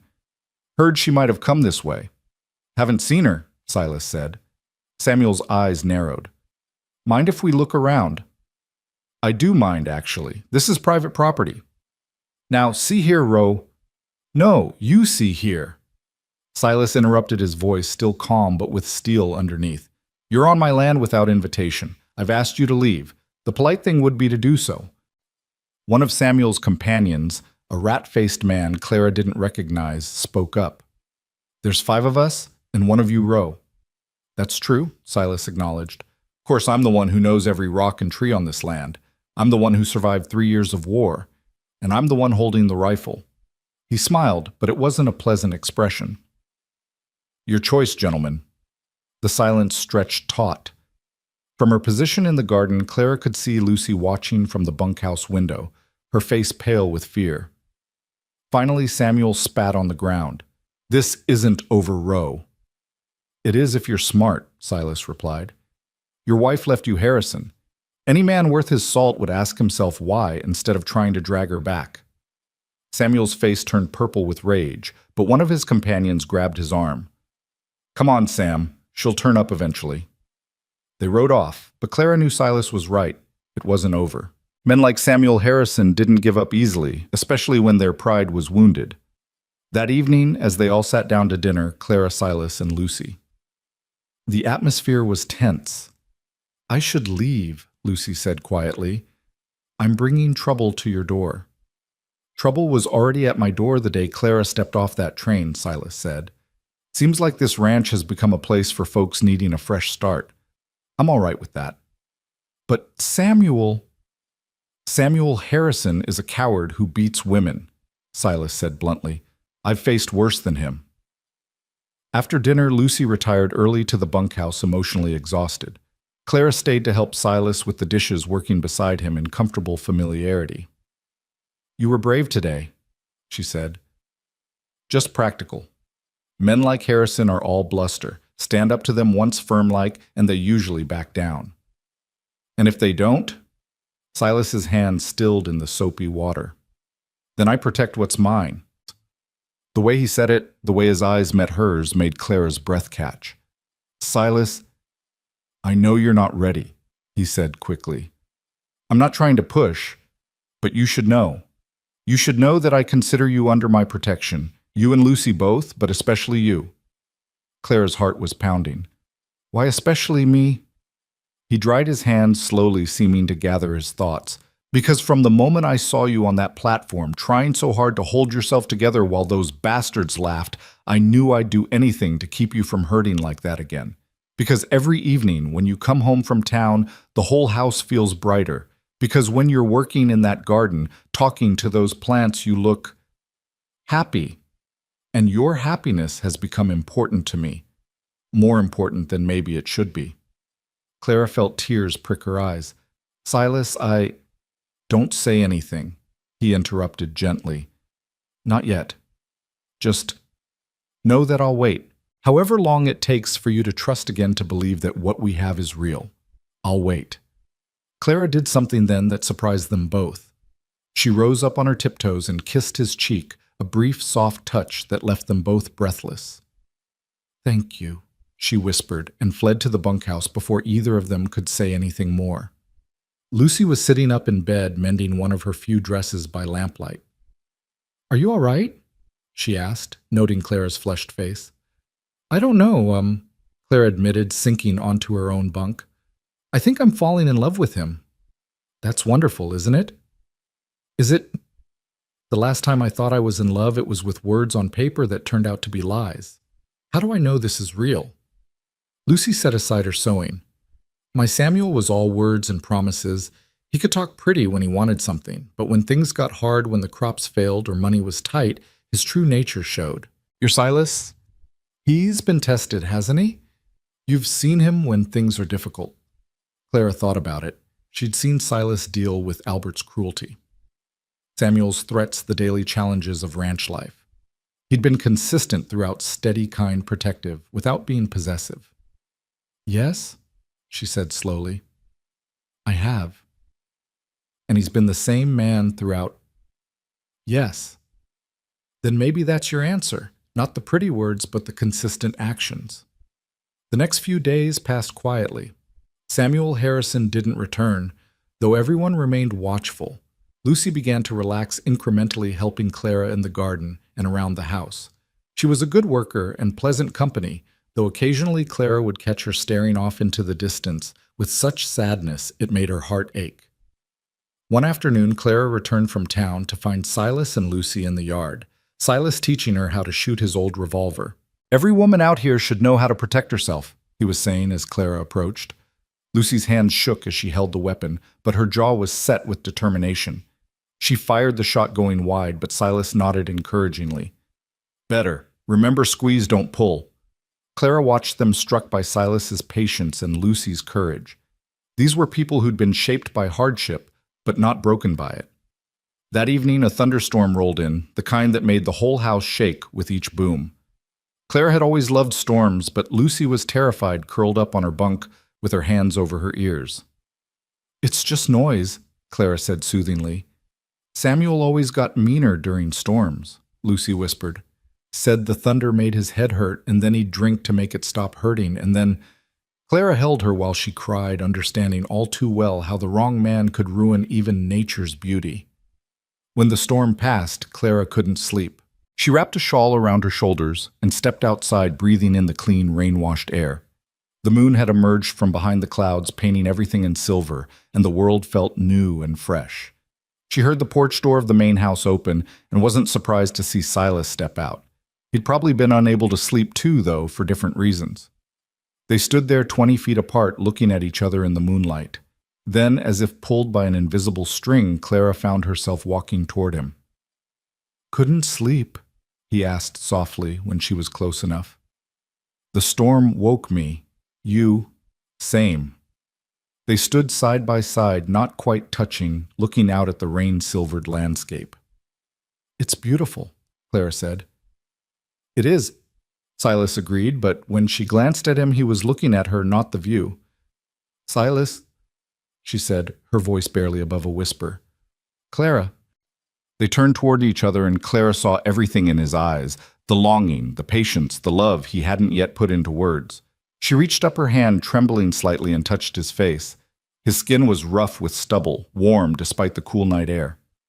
I'm scared, she admitted. I know, he said, covering her hand with his. But I'm not Albert Morrison. I'm not going anywhere. What you see is what I am, a simple rancher who reads Shakespeare and can't cook worth a damn, and who thinks you're the finest woman he's ever met. I'm not fine, Clara protested. I'm damaged and suspicious, and… You're surviving, Silas corrected. You're brave and kind, and you make the best cornbread I've ever tasted. You brought life back to this place, Clara. To me. Clara felt tears sliding down her cheeks. I don't know how to trust again. Then don't, Silas said simply. Don't trust. Just be. Be here with me, day by day. Let time show you what words can't prove. He was right, Clara realized. Trust couldn't be forced or rushed. It had to be built slowly, carefully, one day at a time. All right, she whispered. All right. I'll be here, day by day. We'll see what grows. Silas smiled that transformative smile that made her heart skip. Like your garden. Like my garden, Clara agreed. They stood there for a while longer, hands linked, watching the clouds race across the moon. It wasn't a declaration of love or a promise of forever. It was something smaller and therefore larger in agreement to try to be patient to let something real grow between them without forcing it. When Clara finally returned to the bunkhouse, Lucy was awake. Is everything all right? Lucy asked. I think so, Clara said. I think maybe it finally is. The next morning brought unexpected visitors. Clara was hanging laundry when she saw a buggy approaching, driven by a well-dressed older couple she didn't recognize. Behind them rode Judge Morgan and Sheriff Watson. Silas emerged from the barn, wiping his hands on his pants. Judge, Sheriff, what brings you out here? Judge Morgan, a distinguished man with silver hair and sharp eyes, climbed down from his horse. We need to speak with Mrs. Harrison. Lucy appeared in the doorway of the bunkhouse, her face pale. Has something happened to Samuel? In a manner of speaking, the judge said. He was arrested last night for killing a man in a bar fight, beat him to death with his bare hands over a card game. Lucy's knees buckled and Clara rushed to support her. The thing is, Sheriff Watson said, we've got 3 witnesses who say Harrison was talking about how he was going to come out here today and drag his wife home, and if Rowe got in the way, he'd kill him too. The older couple had climbed down from their buggy, and the woman approached Lucy with gentle authority. My dear, I'm Mrs. Morgan, the judge's wife. You're safe now. That man will never hurt you again. Will he hang? Lucy whispered. Most likely he'll get life in prison, Judge Morgan said. But either way, you're free. Lucy began to sob great heaving sobs that seemed to come from her very soul. But Clara could tell they were tears of relief, not sorrow. Mrs. Morgan took charge, as women of her type often did. Now then, my dear, you'll come stay with us until you're back on your feet. I could use help with my correspondence, and you look like you have a neat hand. I couldn't impose, Lucy began. Nonsense. It's not an imposition if I'm asking. Besides, the judge is always complaining about my organizational skills. You'd be doing us a favor. As they prepared to leave, Lucy hugged Clara tightly. Thank you, she whispered, for everything. You'd have done the same for me, Clara said, and meant it. After they left, Clara and Silas stood in the yard watching the buggy disappear down the road. She'll be all right, Silas said. Yes, I think she will. And you? He turned to look at her. Will you be all right? Clara considered the question. A month ago, she would have said no. She'd been broken, humiliated, lost. But now standing in the yard of this ranch that had become home beside this man who'd become everything, she found she could answer honestly. Yes, she said. I will be all right. I am all right. That evening, for the first time since arriving at the ranch, Clara didn't return to the bunkhouse after dinner. Instead, she stayed in the main house, sitting beside Silas on the small sofa he'd built years ago for one person, but which somehow accommodated 2 if they sat close. He read to her from A Midsummer Night's Dream, his voice rumbling through his chest where her head rested against his shoulder. Duke lay at their feet, occasionally sighing contentedly. Love looks not with the eyes, but with the mind, Silas read, and therefore is winged Cupid painted blind. Do you believe that? Clara asked. That love is blind. Silas was quiet for a moment. I think love sees truly, but it sees beyond the surface. It sees what could be, not just what is. What do you see when you look at me? He set the book aside and turned to face her fully. I see a woman who's been knocked down but not defeated. I see strength disguised as gentleness. I see someone who makes my house feel like a home just by being in it. He paused, then added softly, I see my future if you'll have me. Clara's breath caught. Silas, I know it's too soon. I know you're not ready, but I want you to know my intentions. I'm not playing games, Clara. I'm not building up to some grand revelation that'll leave you devastated. I'm just a man who loves you plain and simple. You love me? Have for weeks now. Maybe since that first night when you sat at my table trying so hard to be strong. Definitely since you started talking to those tomato plants. Despite everything, Clara laughed. That's what did it. Talking to vegetables. It was the care in it, Silas said seriously. The way you nurture things. The way you've nurtured this place, Lucy, even me, without realizing it.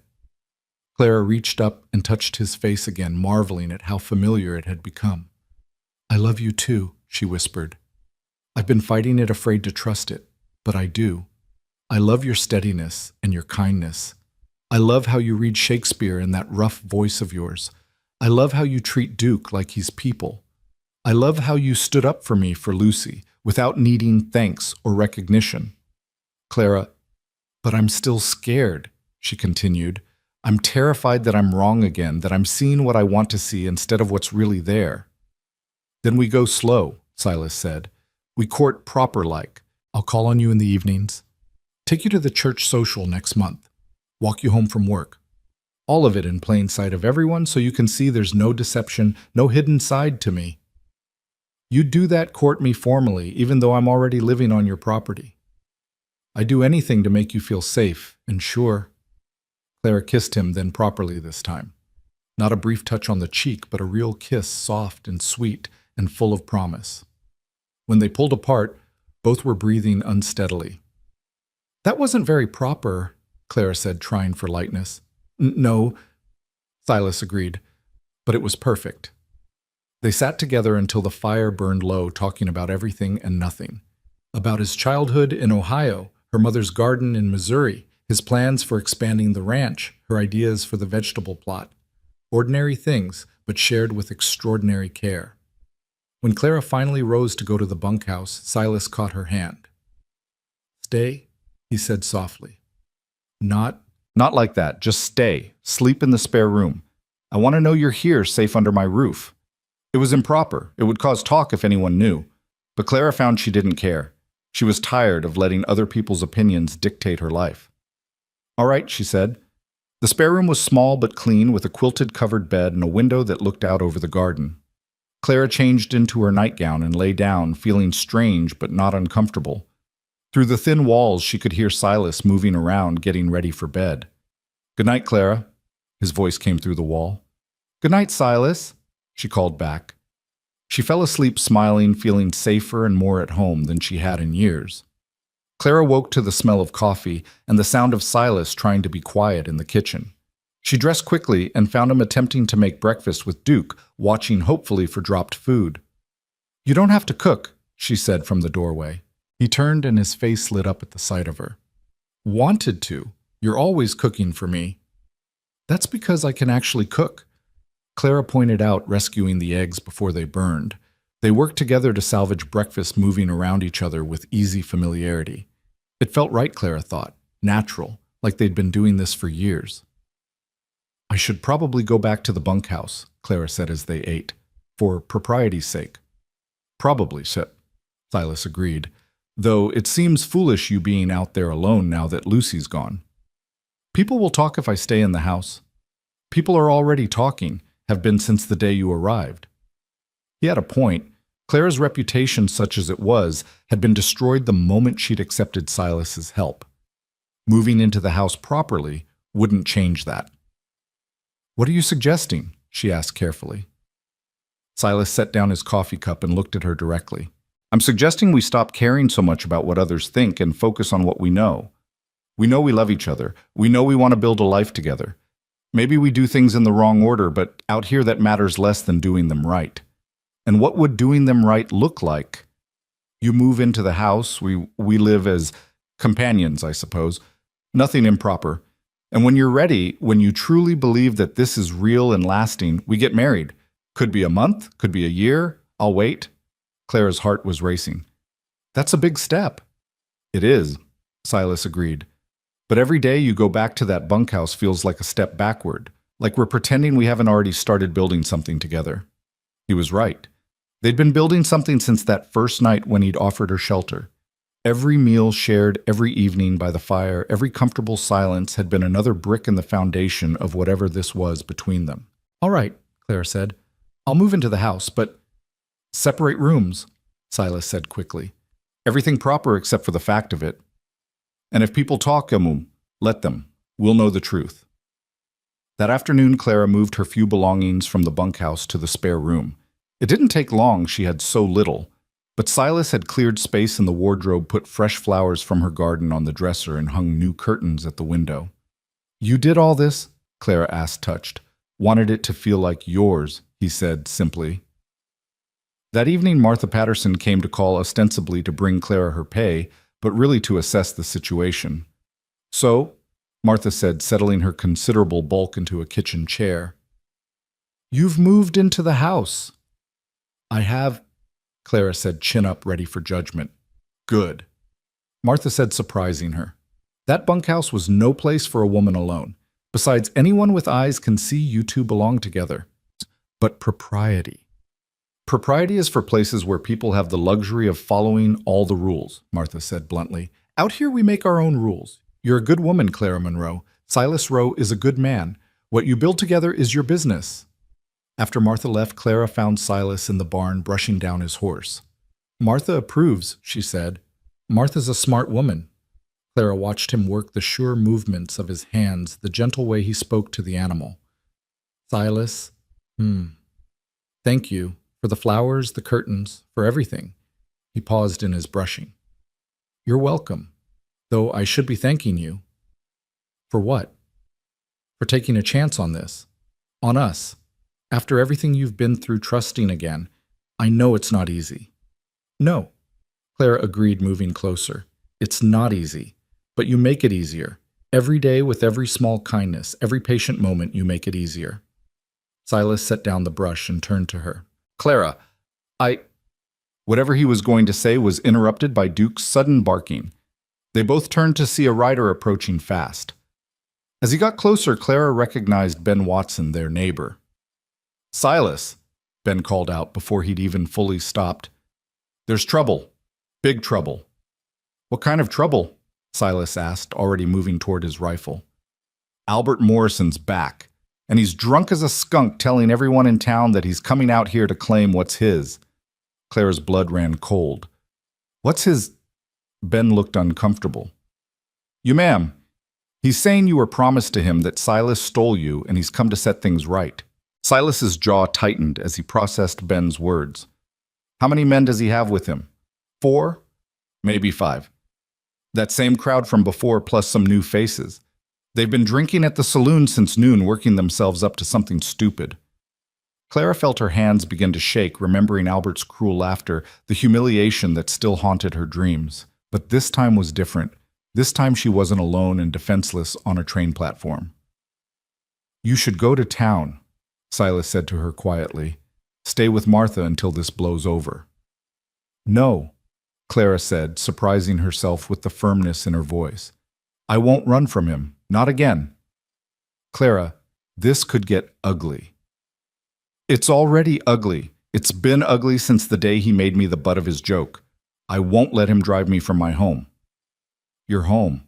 Silas asked softly, something warm flickering in his eyes despite the danger. "Yes," Clara said simply. "My home." Ben cleared his throat. "Carl and Joe are ready to ride over if you need them. Just say the word." "Tell them to come," Silas said, not taking his eyes off Clara. "We'll make our stand here if we have to." After Ben rode off, Silas began preparing. He loaded his rifle, checked his revolver, positioned ammunition where it could be easily reached. Clara watched him transform from the gentleman who read Shakespeare into someone harder, someone shaped by war. "You've done this before," she observed. "More times than I care to remember," he said grimly. "During the war, after it. Thought I'd left it behind when I came here."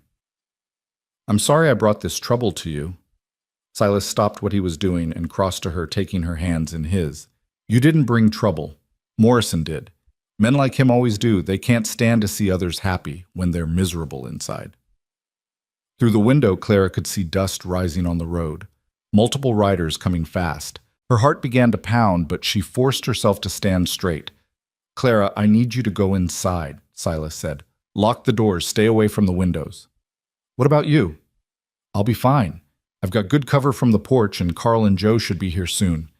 She wanted to argue, but she could see the worry in his eyes. Worry for her, not himself. So she nodded, but before going inside, she rose up and kissed him, pouring all her fear and love into that brief touch. "Be careful," she whispered. "Always am." Clara went inside but didn't lock the door. Instead, she retrieved the shotgun she knew Silas kept in the bedroom, loaded it with steady hands her father had trained years ago, and positioned herself where she could see the front yard through a crack in the curtains. The riders came into view, 6 of them, Albert in the lead. Even from a distance, she could see he was drunk, swaying slightly in his saddle. They stopped just outside the property line, and Albert called out in a slurred voice, "Rowe, send out my woman." Silas stepped onto the porch rifle, held casually, but ready. "Miss Monroe isn't your woman, Morrison. Never was. She came here to marry me. She came here because you lied to her. Then you humiliated her for sport. You've got no claim on her." Albert laughed, that same cruel sound from the train station. "She's damaged goods now anyway. Living with you all these weeks, everyone knows what she is, but I'm willing to overlook that. Might even marry her after all, make an honest woman of her." Clara's hands tightened on the shotgun. The audacity of him to speak of making her honest when he'd been the one to destroy her reputation. "You need to leave," Silas said, his voice deadly calm. "Now. Or what? You'll shoot us all 6 against 1 aren't good odds, Rowe." "Wouldn't be too sure about that count." Carl and Joe emerged from the barn, where they'd apparently slipped in unseen, both armed. The odds had just gotten better, but Clara could see the tension in Silas's shoulders. Violence was balanced on a knife's edge. "This is stupid, Morrison," one of Albert's companions said nervously. "Let's go." "Shut up," Albert snarled. "I'm not leaving without what's mine." He dismounted clumsily, and Clara could see Silas tense. A mounted man was one thing. A man on foot could do unpredictable things. "Last warning," Silas said. Albert pulled his gun, or tried to. His drunk fingers fumbled with the holster, and in that moment of vulnerability, everything might have ended peacefully. But one of his friends, younger and drunker than the rest, went for his own weapon. The crack of gunfire shattered the evening air. Clara saw Silas dive for cover as bullets splintered the porch railing.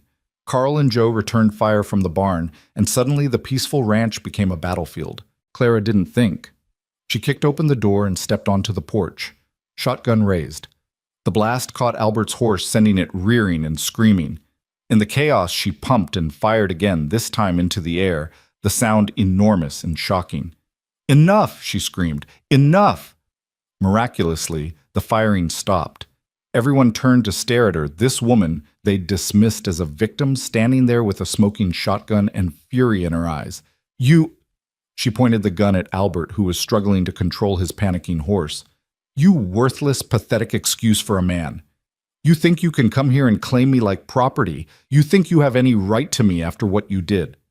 "Now, Clara," Albert started. "Miss Monroe to you," she snapped. "And shut your mouth. I'm talking." She looked at each of his companions in turn. "All of you listen well. I am not Albert Morrison's woman. I never was. I was a fool who believed his lies. Yes, but that doesn't give him or any of you any claim on me." She pumped the shotgun again, the mechanical sound loud in the silence. "I choose where I go and who I'm with. And I choose to be here with Silas Rowe, a man worth 10 of any of you. Now get off our land before I forget my mother raised me to be a lady and start aiming lower than the air." For a moment, nobody moved. Then one of Albert's companions, the one who'd spoken up earlier, turned his horse. "Come on, Morrison, this is done." "It's not done," Albert protested, but his friends were already leaving. "You can't just— Yes, they can," a new voice said. Sheriff Watson rode into view, badge glinting in the late afternoon sun. Behind him came Judge Morgan and several other townsmen. "Got reports of gunfire. Seems like some folks don't know when to leave well enough alone." "Sheriff, this woman," Albert began. "This woman is defending her home from trespassers," the sheriff interrupted. Trespassers who've been asked to leave multiple times. That about right, Silas. That's right, Silas confirmed, moving to stand beside Clara. Then I suggest you move along Morrison before I arrest you for disturbing the peace, trespassing, and attempted assault. Albert's face was purple with rage and humiliation. This isn't over, he said to Clara. Yes, it is, Judge Morgan spoke up, because if you come near Miss Monroe or Mr. Rowe again, I'll personally see you prosecuted to the full extent of the law. And given your recent behavior, I doubt you'd find a sympathetic jury in this town. Defeated Albert wheeled his horse around and galloped off, leaving his confused companions to follow. The sheriff and judge stayed until they were well out of sight. You all right, Miss Monroe? Sheriff Watson asked. I'm fine, Clara said, though now that the danger had passed, she was starting to shake. That was brave what you did. Stupid maybe, but brave. Sometimes they're the same thing, Clara replied. After the lawmen left, promising to keep an eye on Morrison, Clara found herself standing in the yard with Silas, Carl, and Joe. The adrenaline was wearing off, leaving her feeling hollow and strange. Well, Joe said, breaking the silence. That was something. Never seen a woman handle a shotgun like that, Carl added admiringly. Where'd you learn to shoot? My father, Clara said. He said a woman alone should know how to protect herself. Smart man, Carl said. Silas, you've got yourself a keeper here.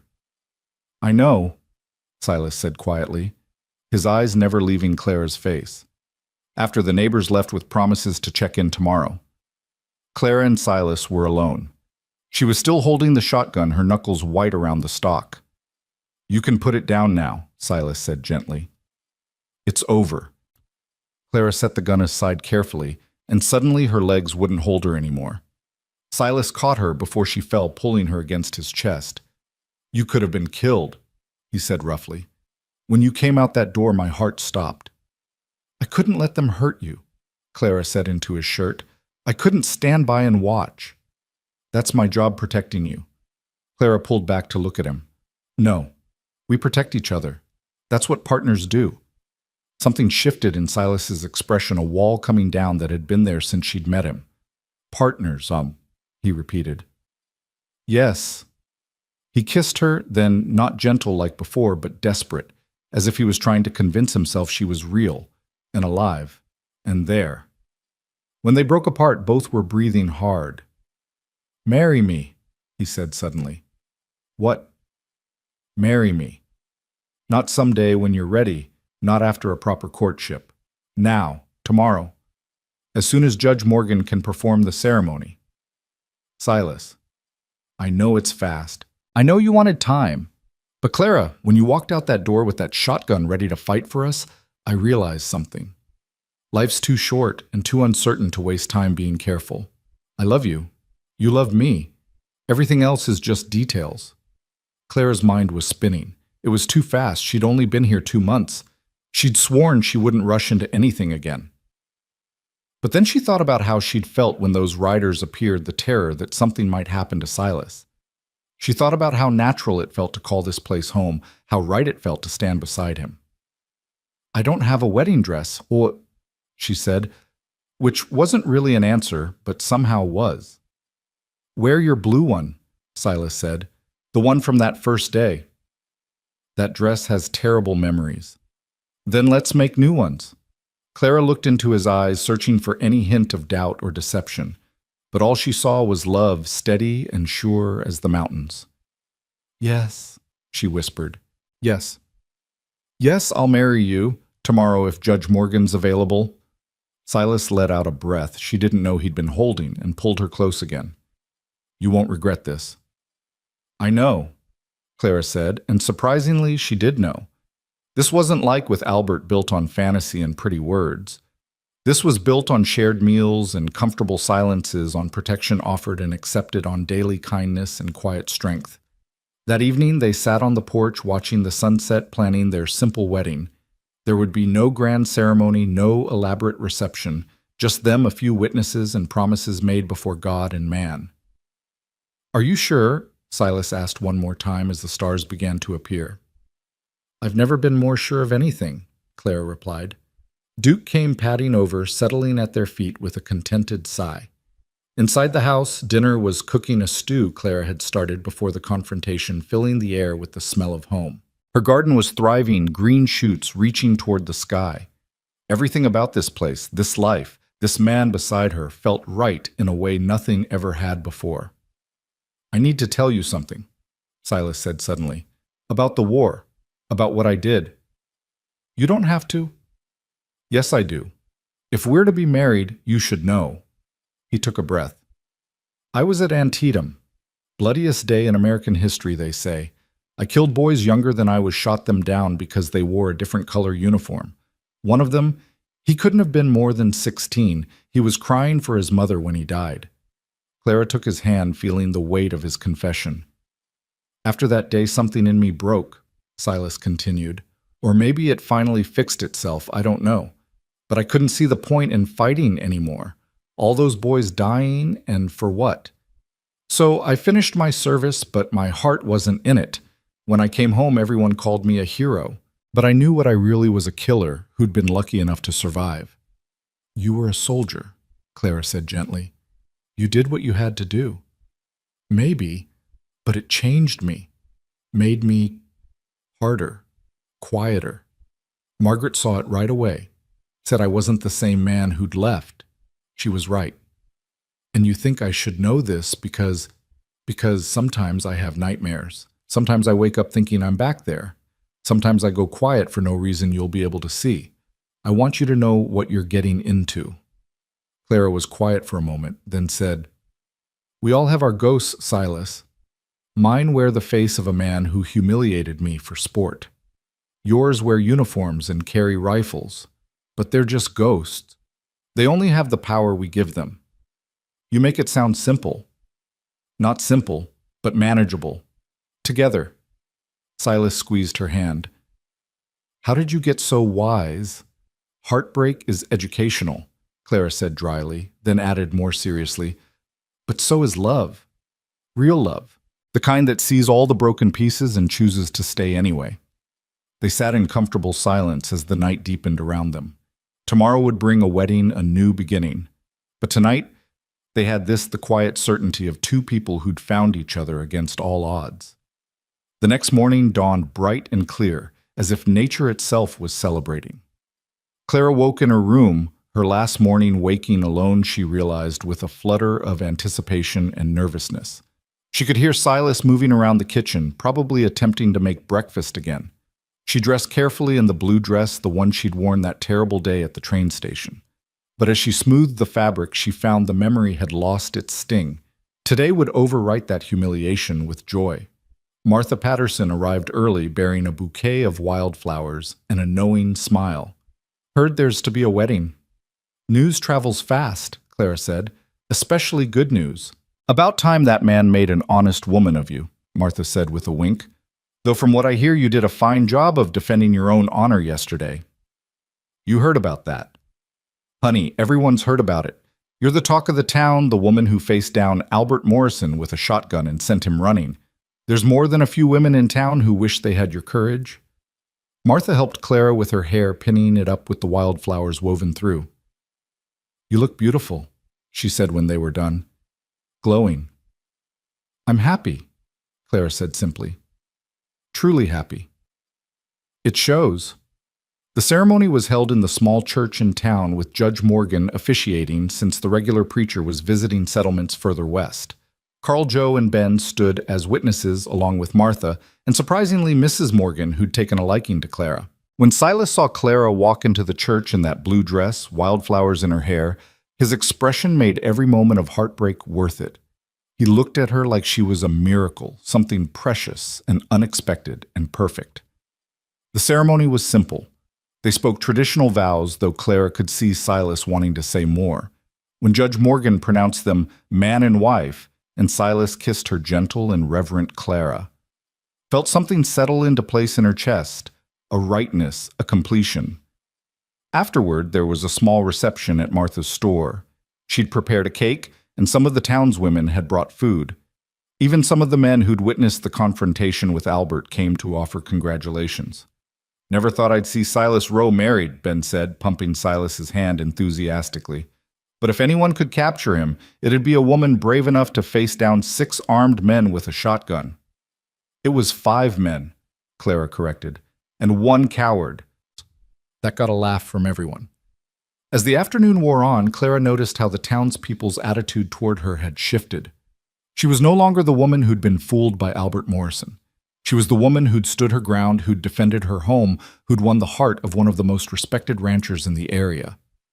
Late in the afternoon, as Clara was helping Martha clean up, a young woman approached her hesitantly. Clara recognized her as one of the saloon girls, someone respectable women weren't supposed to acknowledge. Mrs. Rowe, the girl corrected herself. I just wanted to say, what you did yesterday, standing up to those men, it gave some of us hope that we don't always have to be victims.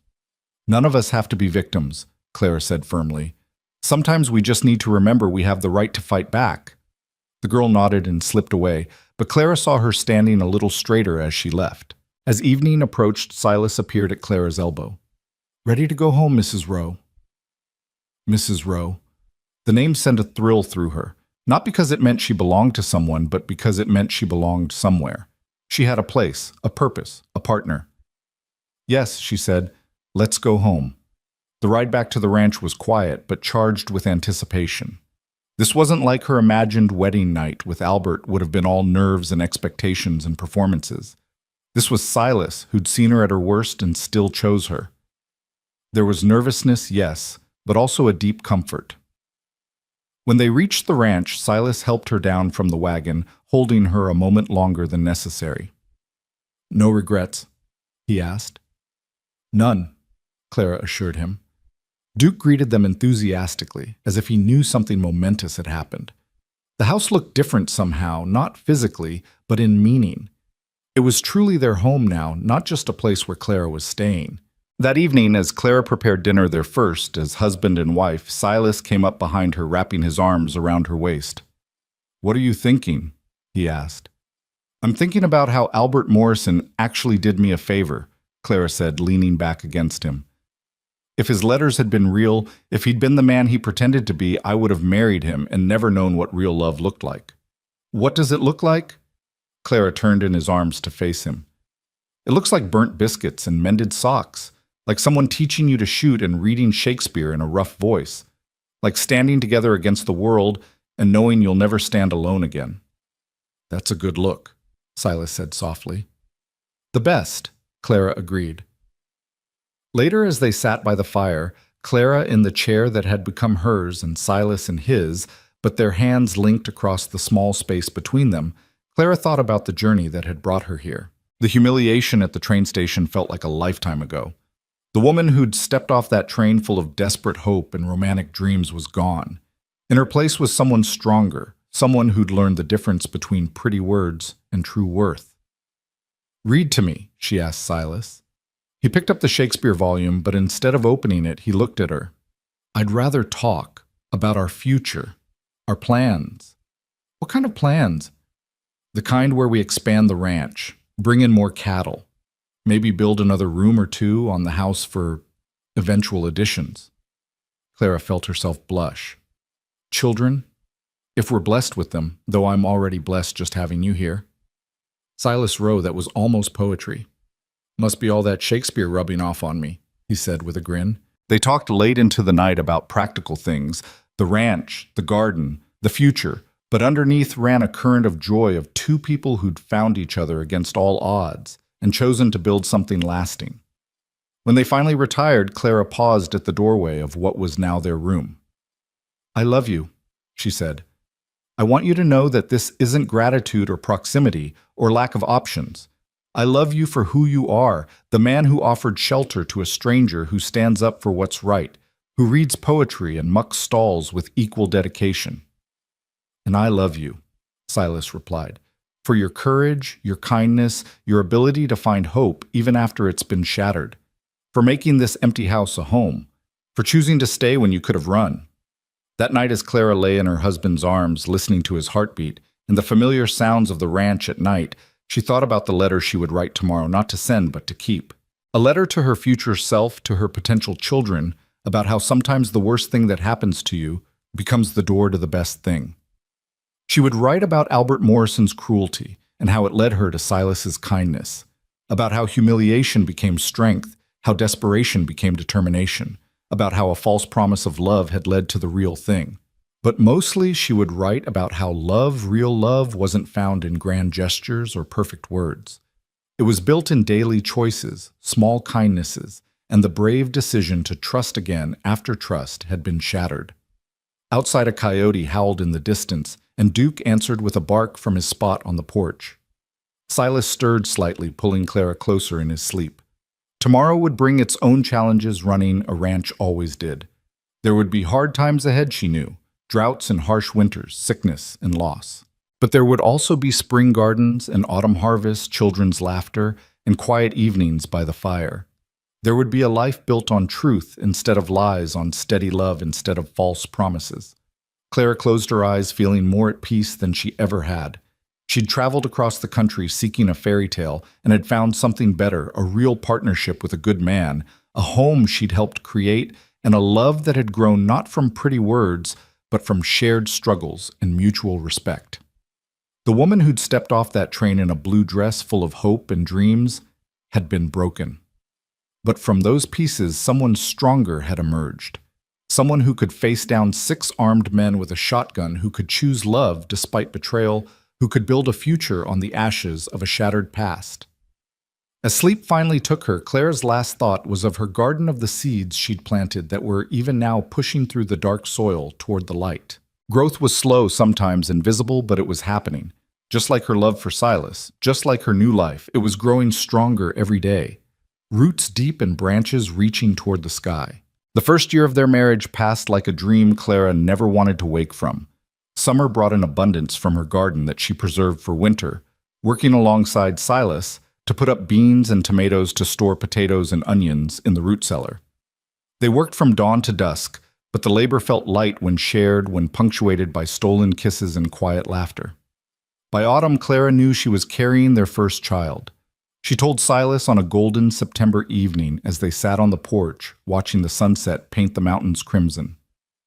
"I have something to tell you," she said, taking his hand and placing it on her still flat stomach. The wonder that crossed his face was something she would treasure forever. He pulled her close, burying his face in her hair, and she felt him tremble slightly. "A baby," he whispered. "Our baby. Are you happy?" "Happy doesn't begin to cover it," he said, pulling back to look at her. "Terrified, amazed, grateful Clara, you've given me everything I never dared hope for." The pregnancy progressed well through the fall and winter.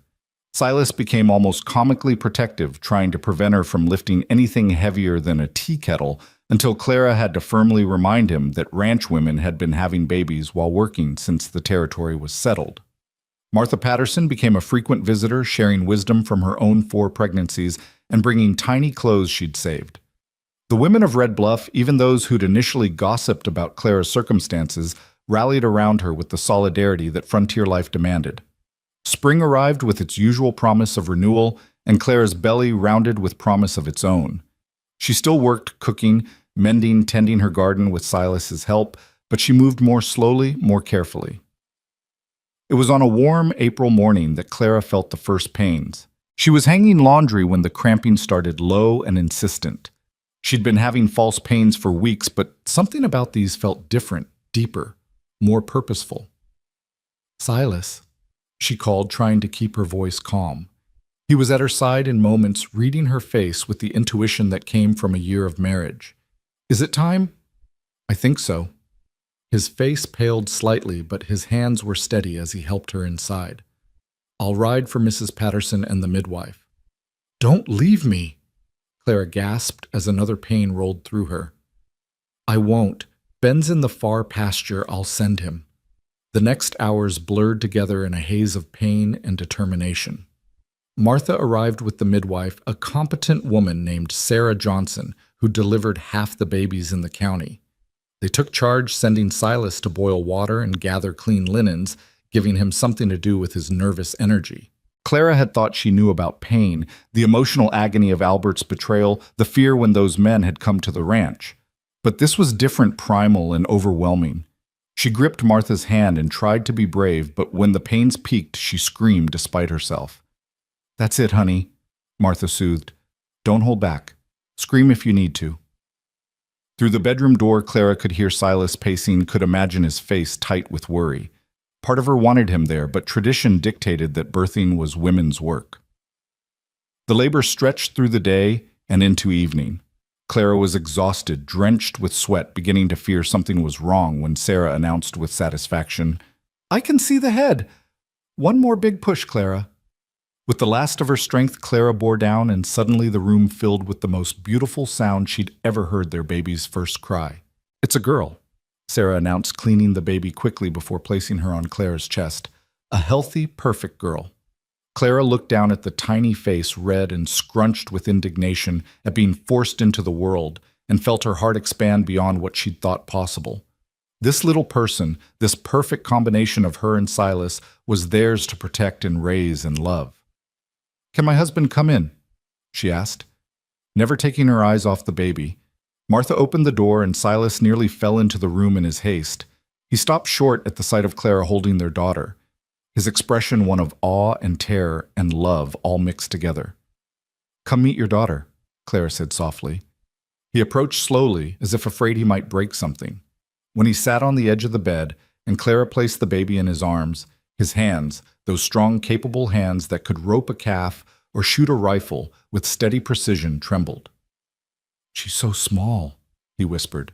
"She's perfect," Clara said, leaning against his shoulder. "What should we call her?" They'd discussed names for months, but looking at their daughter, only one seemed right. "Hope," Silas said. "Hope Margaret Rowe." Margaret for his mother. Hope for what had brought them together, and what their daughter represented: the future, the promise of all good things to come. That night, after Martha and Sarah had left with promises to check on them tomorrow, Clara lay in bed with Hope nestled between her and Silas. The baby made small, snuffling sounds, her tiny fist wrapped around Silas's finger. "I never imagined this," Silas said quietly. "When I was building this place, living alone all those years, I never let myself imagine having a family. It seemed like asking for too much. And now I'm afraid I'll wake up and find it was all a dream, that you'll be gone. Hope will be gone, and I'll be alone again." Clara reached across their daughter to touch his face. "We're not going anywhere. We're your family, Silas. Forever." The early weeks of Hope's life passed in a blur of feeding and changing and marveling at every tiny expression, every small sound. Silas proved to be a devoted father, walking the floors with Hope when she was fussy, singing to her in his rough voice that somehow always soothed her. Clara recovered slowly, but well grateful for her strong constitution and Martha's practical care. By the time Hope was a month old, Clara was back to most of her regular duties, though now with a baby tied to her chest in a sling Martha had shown her how to make. It was during this peaceful time that Albert Morrison made his final appearance in their lives. Clara was alone at the ranch with Hope. Silas had gone to town for supplies when she heard a horse approaching. She looked out the window expecting to see a neighbor, and her blood ran cold. Albert sat on his horse at the edge of their property, just watching the house. He looked terrible, thin, unshaven, his clothes shabby. The months since their confrontation had not been kind to him. Clara heard he'd been drinking heavily, gambling, alienating even his former friends with his increasingly erratic behavior. Clara checked that the shotgun was loaded, and within reach, then stepped onto the porch, Hope secure against her chest. "You're not welcome here, Albert." He laughed, but it was a hollow sound, nothing like his former confident cruelty. "Just wanted to see what I gave up, what I threw away for a $20 bet. You didn't give up anything. You never had anything to give up. What Silas and I have built, you're incapable of building because it requires honesty and genuine feeling." "I could have made you happy," he said, and for the first time, Clara heard something like regret in his voice. "If I'd really tried, if the letters had been real. But they weren't real, and you're not capable of making anyone happy, including yourself." Albert's gaze dropped to Hope, visible in her sling. "A baby. You have a baby." "Yes." "Should have been mine," he said bitterly. "No," Clara said firmly. "She was always meant to be Silas's, just like I was always meant to find my way to him, even if it was through your cruelty." Something in her words seemed to break through Albert's self-pity. He really looked at her then, standing strong and confident on the porch of her home, a baby at her breast, a wedding ring on her finger, everything he'd mocked her for wanting. "I ruined my life," he said, and it wasn't directed at her, but at himself. "That day at the station, I had a choice.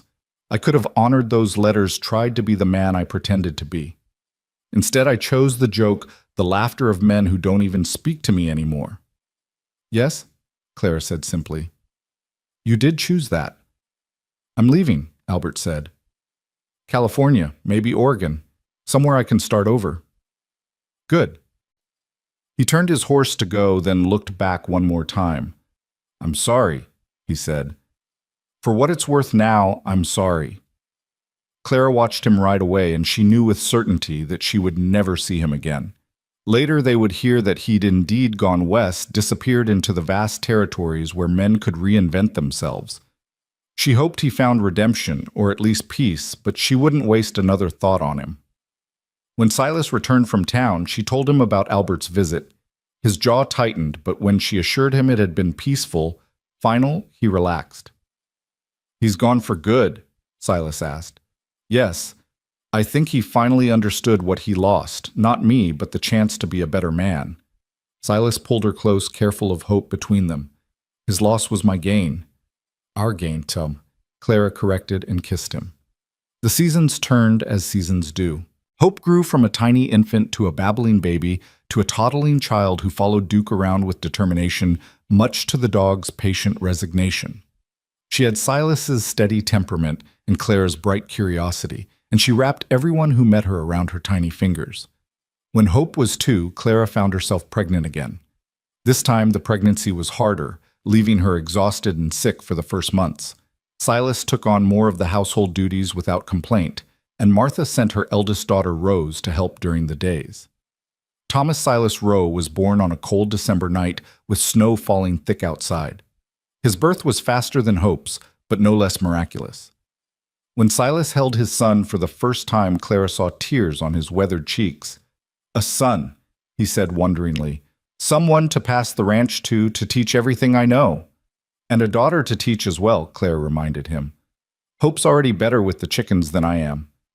Their family was complete, though the house that had once seemed too empty for one man now burst with life and noise. Silas built in addition 2 more bedrooms and a larger kitchen with help from their neighbors. The same men who'd once gossiped about Clara's arrival now treated her as one of their own, their wives exchanging recipes and child-rearing advice with her at church socials. 5 years passed. 7. 10. The children grew strong and bright. Hope showed an aptitude for her letters and numbers that suggested she might follow her grandmother's path as a teacher. Little Tom, as they called him, was his father through and through, quiet, steady, already able to calm a spooked horse by age 8. It was on their 10th wedding anniversary that Clara stood in her garden, now expanded to 3 times its original size, and marveled at the life she'd built. The tomato plants were heavy with fruit, the beans climbing their poles toward the sky, the corn standing tall and proud. Hope was helping her pick vegetables for dinner while Tom and Silas worked on repairing a fence visible in the distance. "Mama," Hope said, "tell me again about how you met Papa." It was her favorite story, though Clara had edited it for young ears, focusing on Silas's kindness rather than Albert's cruelty. "Well," Clara began, "I came to Montana looking for one thing and found something better. Papa." "That's right. Your papa saw me when I was sad and scared, and he offered to help without asking for anything in return. Because that's what good people do," Hope recited, having heard this moral many times. "Exactly." Martha Patterson came by that afternoon with a cake she'd made for their anniversary. She'd grown stouter with age, but no less energetic, still running her store with an iron fist and a kind heart. 10 years, she marveled, watching the children play in the yard. "Seems like yesterday you were standing in my store scared, but determined to make a new life." "It was yesterday and a lifetime ago, both," Clara said. That evening after the children were asleep, Clara and Silas sat on their porch as they had so many evenings before. The view hadn't changed much. The mountains still rose purple in the distance, the grass still waved in the wind, but everything else had. Do you ever think about how different life might have been? Silas asked. If Morrison's letters had been real, if you'd married him instead. Clara considered it. I'd be miserable, she said with certainty. Even if he'd honored his proposal, he wasn't capable of real love, real partnership. I would have had a house but not a home, a husband but not a partner. And me? You'd still be alone reading Shakespeare to Duke. They laughed at the image, but then Silas grew serious. You saved me, Clara. I'd convinced myself I was content alone, but I was just existing. You brought me back to life. We saved each other, Clara corrected. As if to punctuate the moment, they heard giggles from inside. The children were supposed to be sleeping, but were clearly still awake, probably telling stories in the dark. Should we check on them? Silas asked. Let them be, Clara said.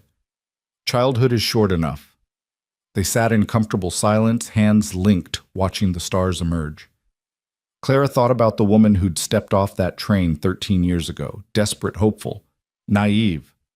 That woman was gone, replaced by someone stronger, wiser, weathered by sun and wind and life itself. But sometimes in quiet moments like this, Clara could feel that younger self inside her, still marveling at the life she'd built from the ashes of humiliation. A loving husband, beautiful children, a productive ranch, a place in the community, everything she'd dreamed of and more. The scar of Albert's betrayal had never fully disappeared, but it had faded to insignificance next to the joy of her daily life. She rarely thought of him anymore, except as a reminder of how wrong she could have been, how different her life might have been if his cruelty hadn't driven her into Silas's kindness. What are you thinking about? Silas asked, noting her contemplative mood. About how the worst day of my life led to all the best days that followed. That's very philosophical for a ranch wife. Clara laughed. Must be all that Shakespeare you read to me. Speaking of which, Silas went inside and returned with the worn volume that had become as much a part of their story as anything else. But instead of reading, he set it aside and pulled out something else, a letter. What's this? Clara asked. Open it. Inside was a deed to 20 acres of adjoining land purchased in her name. Silas, we can't afford. We can and we did. It's yours, Clara. Your land in your name. You'll never be without a home again, no matter what happens. Clara felt tears prick her eyes. After all these years, he still understood her deepest fear, being left with nothing, nowhere to go. Nothing will happen to you, she said. God willing, but if it does, you and the children will be secure. That land has good water, fertile soil. You could build a life there if you needed to. Clara kissed him, pouring all her love and gratitude into the gesture. Thank you.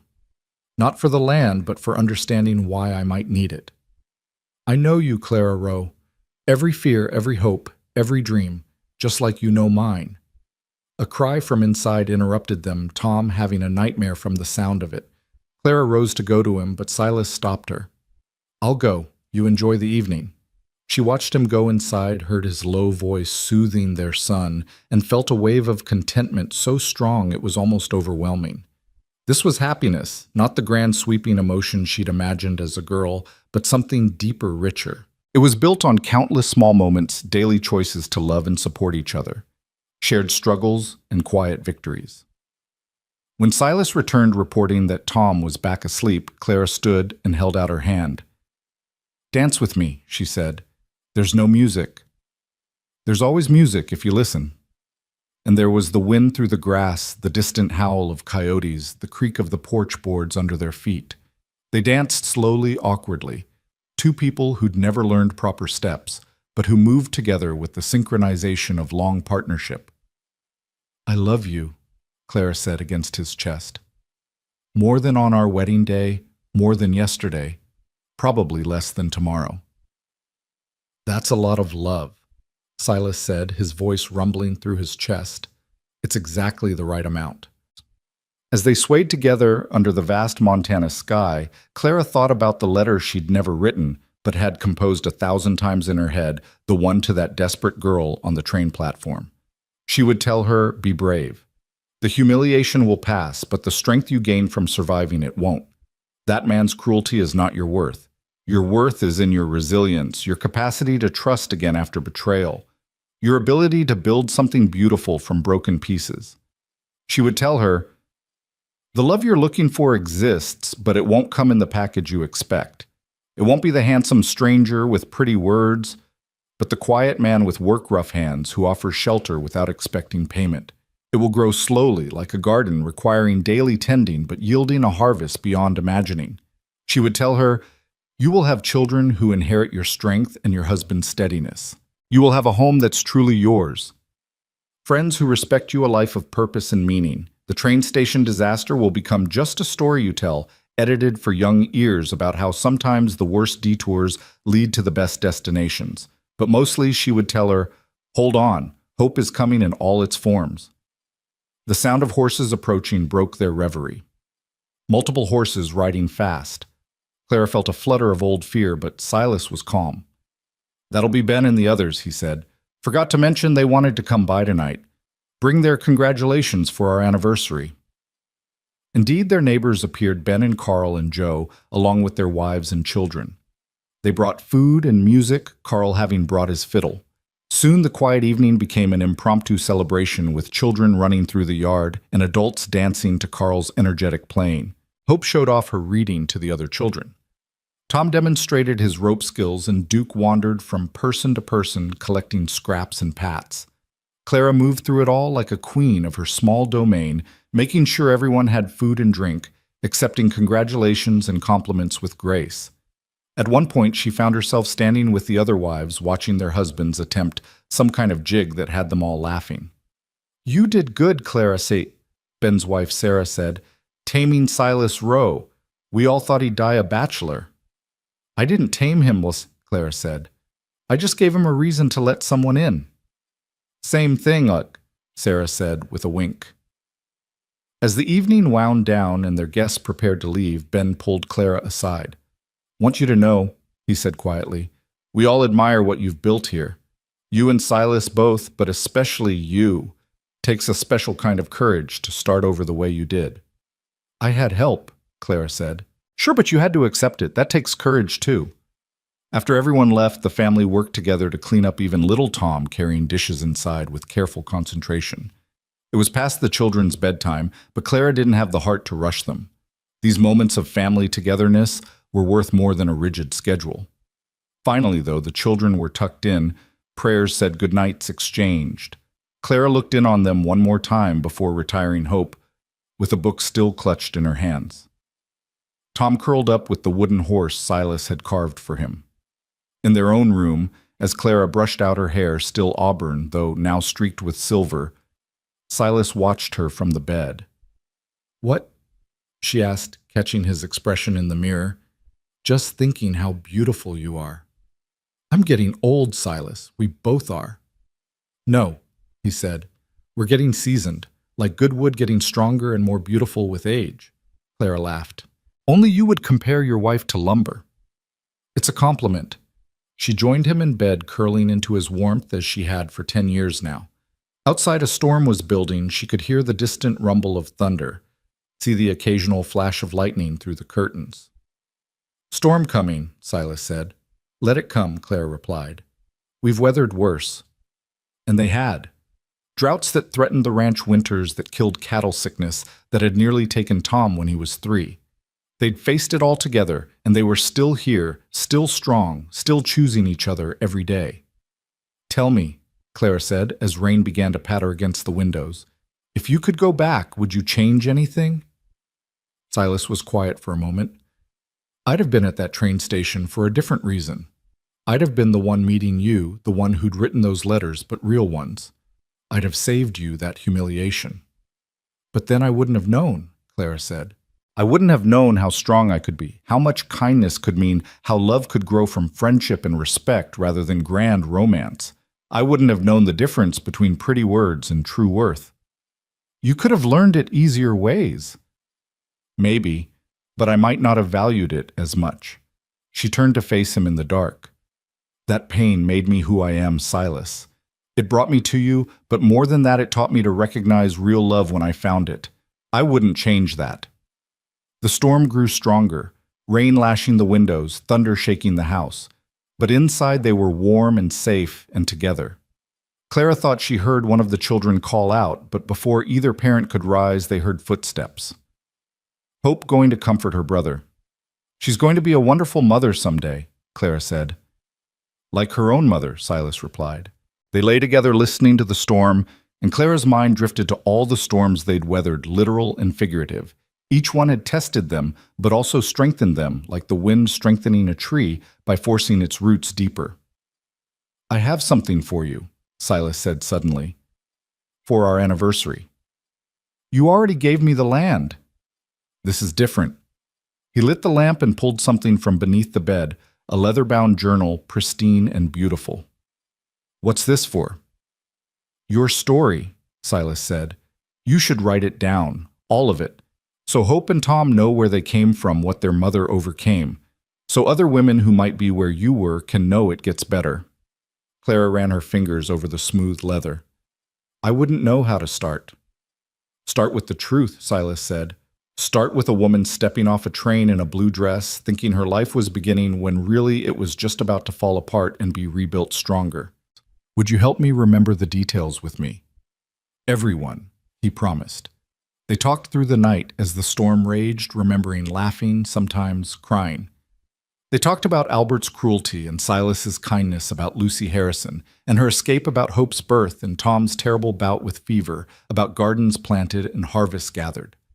By dawn, the storm had passed, leaving the world washed clean and sparkling. Clara had filled the first pages of the journal with notes, with memories, with the skeleton of a story that was both hers and universal, a story of betrayal and redemption, of humiliation and triumph, of a love built not on deception but on daily truth. Silas had fallen asleep in his chair and Clara covered him with a blanket, kissing his forehead gently. She stepped onto the porch to watch the sunrise, her journal clutched to her chest. The ranch spread before her in the early light, the garden already showing new growth from the rain, the pastures green and lush, the buildings they'd built and maintained with their own hands. It was a modest empire, but it was theirs earned through work and patience and trust. Duke padded over to stand beside her, leaning his graying muzzle against her leg. In the distance, she could see the neighbors' smoke rising from their chimneys, the community that had become her extended family. "Mama?" Hope appeared in her nightgown, rubbing sleepy eyes. "What are you doing?" "Watching our world wake up," Clara said, pulling her daughter close. "Is it a good world?" Clara thought about the question seriously. It was a world that could be cruel, where men like Albert Morrison could destroy lives for sport, but it was also a world where men like Silas Rowe would offer shelter to strangers, where women like Martha Patterson would stand up for what was right, where neighbors would rally around those in need. "Yes," she said finally, "it's a very good world. Not perfect, but good." "Will you tell me a story?" Hope asked. "What kind of story?" "A true one, about brave people." Clara smiled, opening her journal to the first page. "Once upon a time," she began, "there was a woman who thought she knew what love looked like. She was wrong, but that turned out to be the best thing that ever happened to her. As she told the story, her story, their story, the sun climbed higher, burning off the last of the storm clouds. Tom emerged, drawn by his mother's voice, and settled on her other side. Even Silas woke and came to stand behind them, his hands on Clara's shoulders. And Clara realized that this moment, this family, this life was what she'd been traveling toward on that long-ago train. Not to Albert Morrison and his false promises, but through them to something real and lasting and worth every moment of pain it had taken to get here. The woman in the blue dress was gone, replaced by someone stronger and wiser. But Clara would never forget her, that hopeful girl who'd risked everything on a dream. She'd honor her by living well, by loving fully, by teaching her children that sometimes the hardest roads lead to the most beautiful destinations.